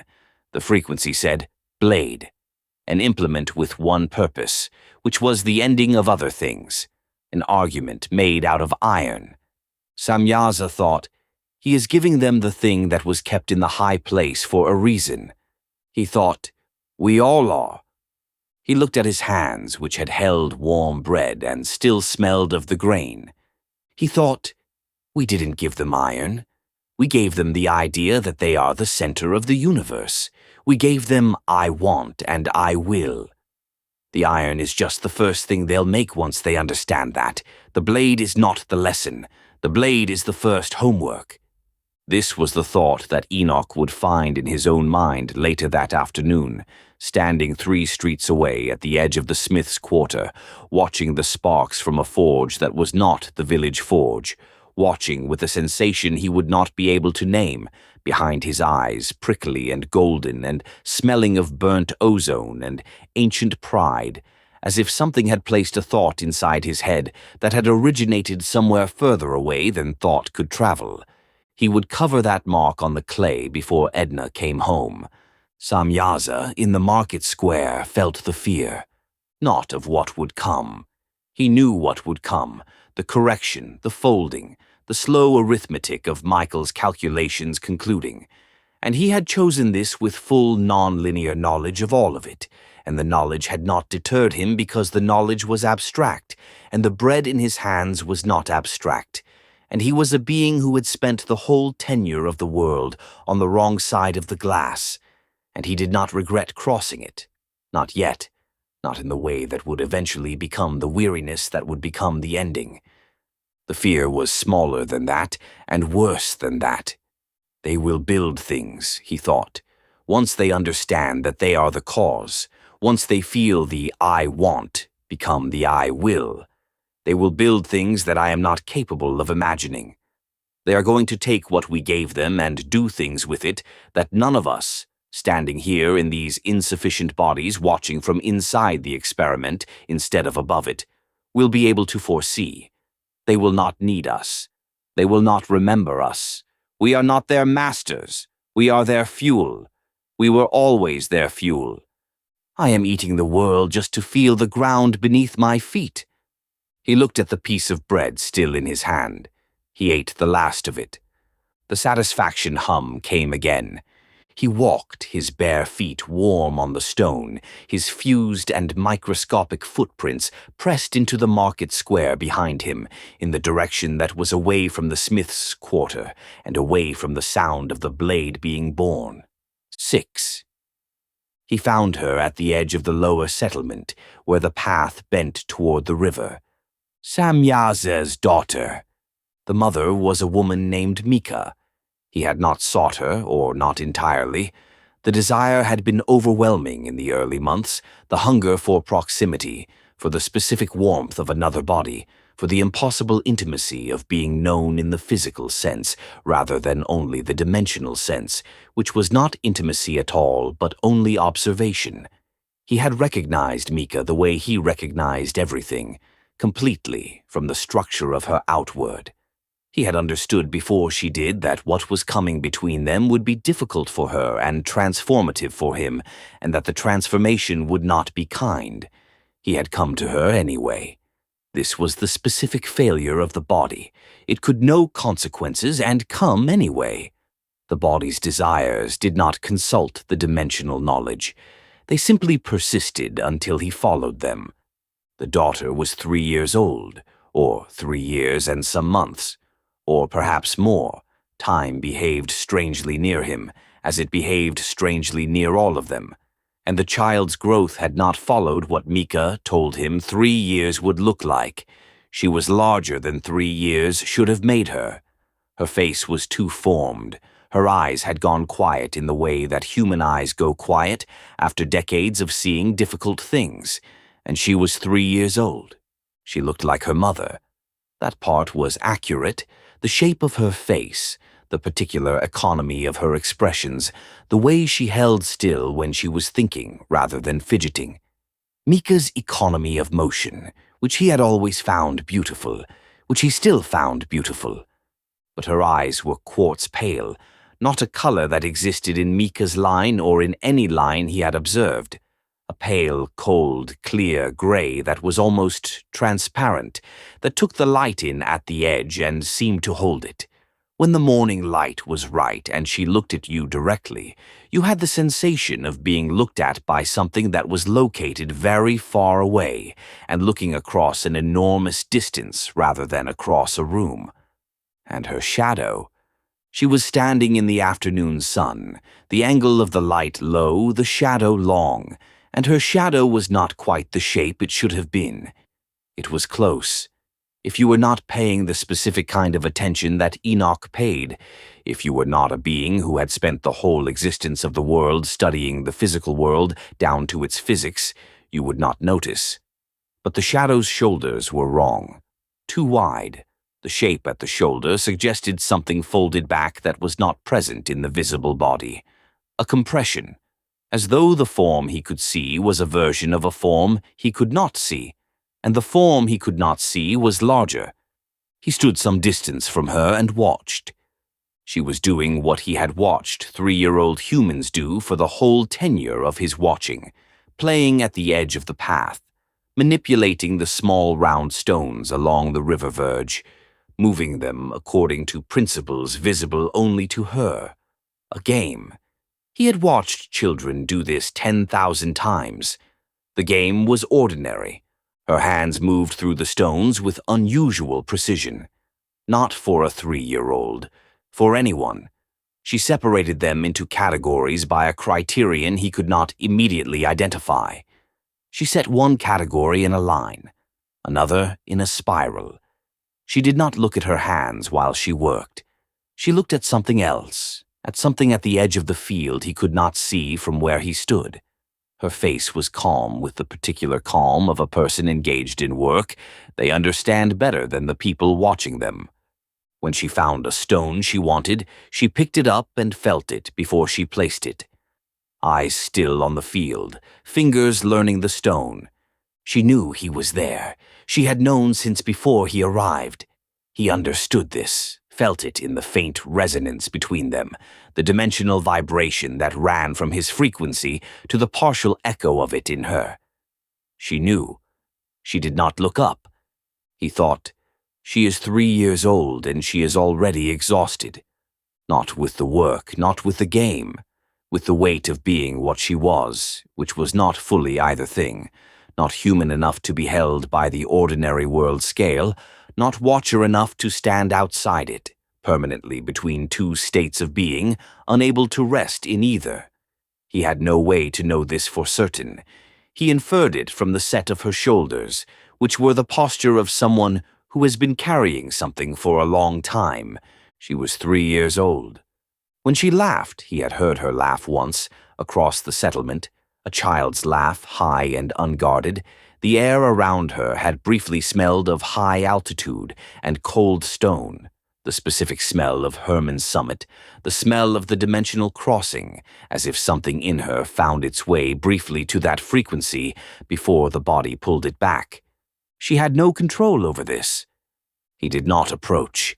He stood where he was and watched his daughter separate her stones by categories he could not identify, and he thought, her mother will not understand what she is.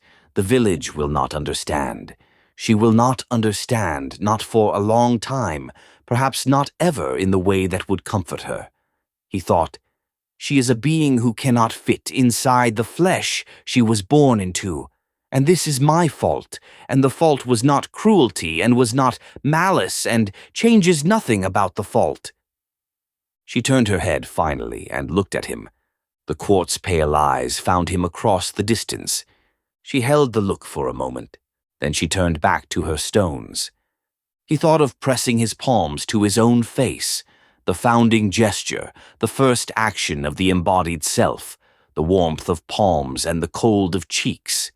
He thought of it, and did not do it. His hands were at his sides. There was nothing the gesture would accomplish that the not doing of the gesture could not accomplish more honestly. He walked back toward the upper settlement. Behind him, on the path, his footsteps would leave the faint compression in the stone that all his footsteps left now. Not a mark, not a wound, just the world recording that something too large for it had passed through. 7. He was writing at the bench in the afternoon light when it arrived. Enoch had come home from the market quarter, had eaten a small meal of what had not gone off, had opened the high window for the particular angle of the late afternoon light.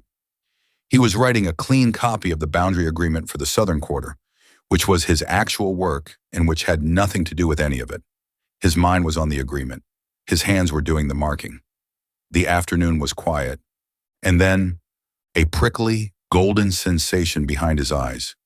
Not pain, not dream, not the tone he had heard at the edge of sleep, which had a direction and a frequency and a quality of something very far away pressing toward him across a vast distance. This was not that. This was presence, the sensation of something being present in the room with him that was not a body, a warmth that was not his own warmth. The smell, he checked, he wrote it down later, the smell of burnt ozone and something else he did not have a word for. Something that smelled the way very old authority smells. If authority has a smell, the smell of something that had been in existence so long that it had acquired a kind of weight to it. Not words, not a voice. Memories, not his memories. He held his reed over the clay and the images came into him. Something vast and without edges. A horizon that was not a horizon, but an awareness. And from that awareness, looking down at something small and warm and burning and unbearably interesting. Looking down from a distance and a height that had no human equivalent. The small, warm light of the world being the most beautiful thing that existed and being unreachable. Being on the other side of glass. Being known completely and never touched. Grief that was not grief. A word that was not a word. The shape of wanting, the shape of reaching, the specific ache of the uncrossed distance. It was behind his eyes and it was not his, and it was as clear as something he had always known, and it was gone in the time it takes to draw a breath. He set down the reed. He looked at the clay. There was a mark on it that he did not remember pressing. He had been writing the boundary agreement, the marks for the eastern field, its extent being from the stone marker at the head of the seasonal watercourse to the second fig tree in the row where the soil turns pale. And in the middle of this, a single mark that was not in that sentence, that was not part of any sentence he had been writing, that had appeared in the clay while his mind was somewhere else. He looked at the mark for a long time. He covered the clay. He covered the mark with the linen cloth. He sat at the bench and breathed. Outside, the ordinary sound of the market quarter winding down for the day, the smell of cooking from 3 directions, a child calling something, a dog barking, all of it ordinary, all of it exactly as it was, everything in its place and at its correct volume and in its correct relationship to everything else. He pressed his hands flat on the bench. He pressed a new mark on the clean portion of the clay. Something was behind my eyes that was not mine. He pressed, I do not know what to call this. He did not write what the mark said. He did not write it because he was a record keeper, and the record keeper's discipline was this.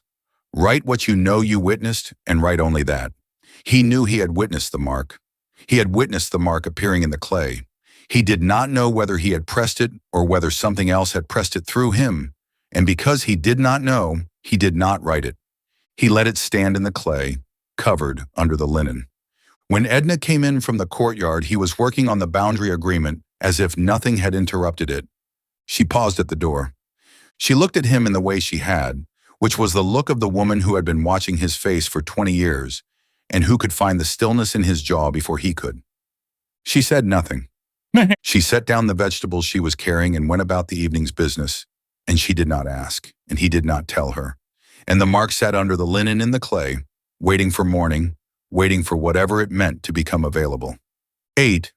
Enoch found the dog at midday, not at the north boundary stone, not at the dyer's workbench, which was where it slept when everything was as it should be, which was where he had checked first from habit, finding the workbench empty, which was itself a piece of information.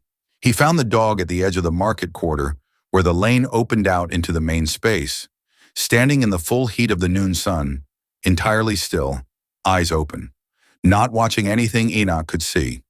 He stood nearby and looked in the direction the dog was looking, which was toward the southern end of the market, toward the place where 2 hours ago the bread seller's stall had been, and where now there was nothing in particular. Bare ground, a merchant with bolts of undyed linen, an old stone trough where animals drank. The dog was not hunting. Its posture was not the posture of attention toward prey. The low head, the tracking focus. The dog's chin was level. Its ears were at the angle he had noted on the north boundary stone, slightly forward, slightly up. Attending, not afraid, not alert to threat. Something between watching and waiting, or the place where those two things were the same thing. He stood with the dog for a while. The dog did not look at him. He thought, "You have been doing this since before any of us understood what there was to see. You have been at your post, doing the marking that I am doing, attending to the thing at the edge of perception without having any framework for what it is, without a tablet or a reed, without a language for noting it down." He looked at the dog, and the dog looked at nothing Enoch could see, and he thought, "The dog is keeping a record." He said nothing. He was not the kind of man who talked to dogs. He walked home. He pressed the mark. The dog in the market quarter at noon, full heat, standing still. Not at the boundary stone, not at the workbench, in the center of the open market, watching the south end, not moving, not afraid. He pressed, "The dog is keeping a record." He read this back. He did not cross it out. 9. Morning came, as it always had. He had lain awake for some portion of the night. Not a dream, not the tone, not the prickly golden sensation that smelled of something ancient. Simply the not sleeping of a person whose mind does not rest when the world gives it too much to process. He had lain in the dark and turned things over and arrived at no conclusions, and had slept eventually, and had woken to the correct light through the high window at the correct hour. And this correctness was itself a comfort. Whatever else had shifted, the light still came when it was supposed to. He went to his bench. He removed the linen cloth from the clay. The mark was there. He had thought, not quite hoped, but something in the neighborhood of hoped, that it might have been his imagination, that in the morning the clay would show only the boundary agreement, clean and complete and exactly what he had pressed with his own knowledge and his own intent. The mark was there. He read it. He would not write what it said in this record because he did not know what it meant, and meaning was the condition of the record. A mark without a meaning attached was only a shape. He was not ready to assign a meaning he did not have. But he read it. He held it.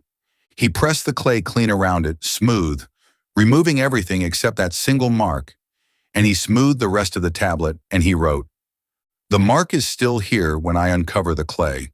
It was not my choice. It was pressed into the record of what I have been keeping. I do not know what it means. I do not know what put it there. I am writing this for those who come after. Whatever this mark means, they will need to know it was here. They will need to know the world changed and someone wrote it down before the change finished, when it was still possible to see the edges of it. They will need to know. There was a man who kept a record, and the record kept him. The bread is still off. The light was still wrong at noon. The forge fires burned again last night on the ridge, and I could see them from the door. I did not go closer." He covered the tablet. He covered his clay. Before he set the cloth down, he paused. He reached for the private tablet, the thin one, personal record size, marked with his own symbol on the back, fourth from the left on the personal shelf. He had been using the general record, the working clay, for the boundary agreement and its interruption. But this last thing, this last noting, belonged on the private one. He pressed carefully. "The mark still in the clay this morning. Same mark. I have read it. I will not write here what it says, but I know now that the first frequency, the sound from the dream, the note that sat behind the ears without direction, was not the beginning. The mark is the same shape. They are related. I do not know how. He covered the private tablet. He set it back in its place. Fourth from the left. Outside the morning market, the ordinary sound of things beginning. Somewhere on the path between the settlement and the river, a child was laughing, and the sound of it was high and unguarded and clean, and lasted only a moment, and then the air smelled, briefly and unmistakably, of high altitude and cold stone. And then just the morning, just the ordinary morning. He sat at his bench and breathed it in, and waited for the day to show him what else it had. The earth has filed its accusation. We received it at the gates of heaven in the manner we receive all things, without surprise. The voice of the crying had been written into the record before the basin was formed that would one day hold the crying.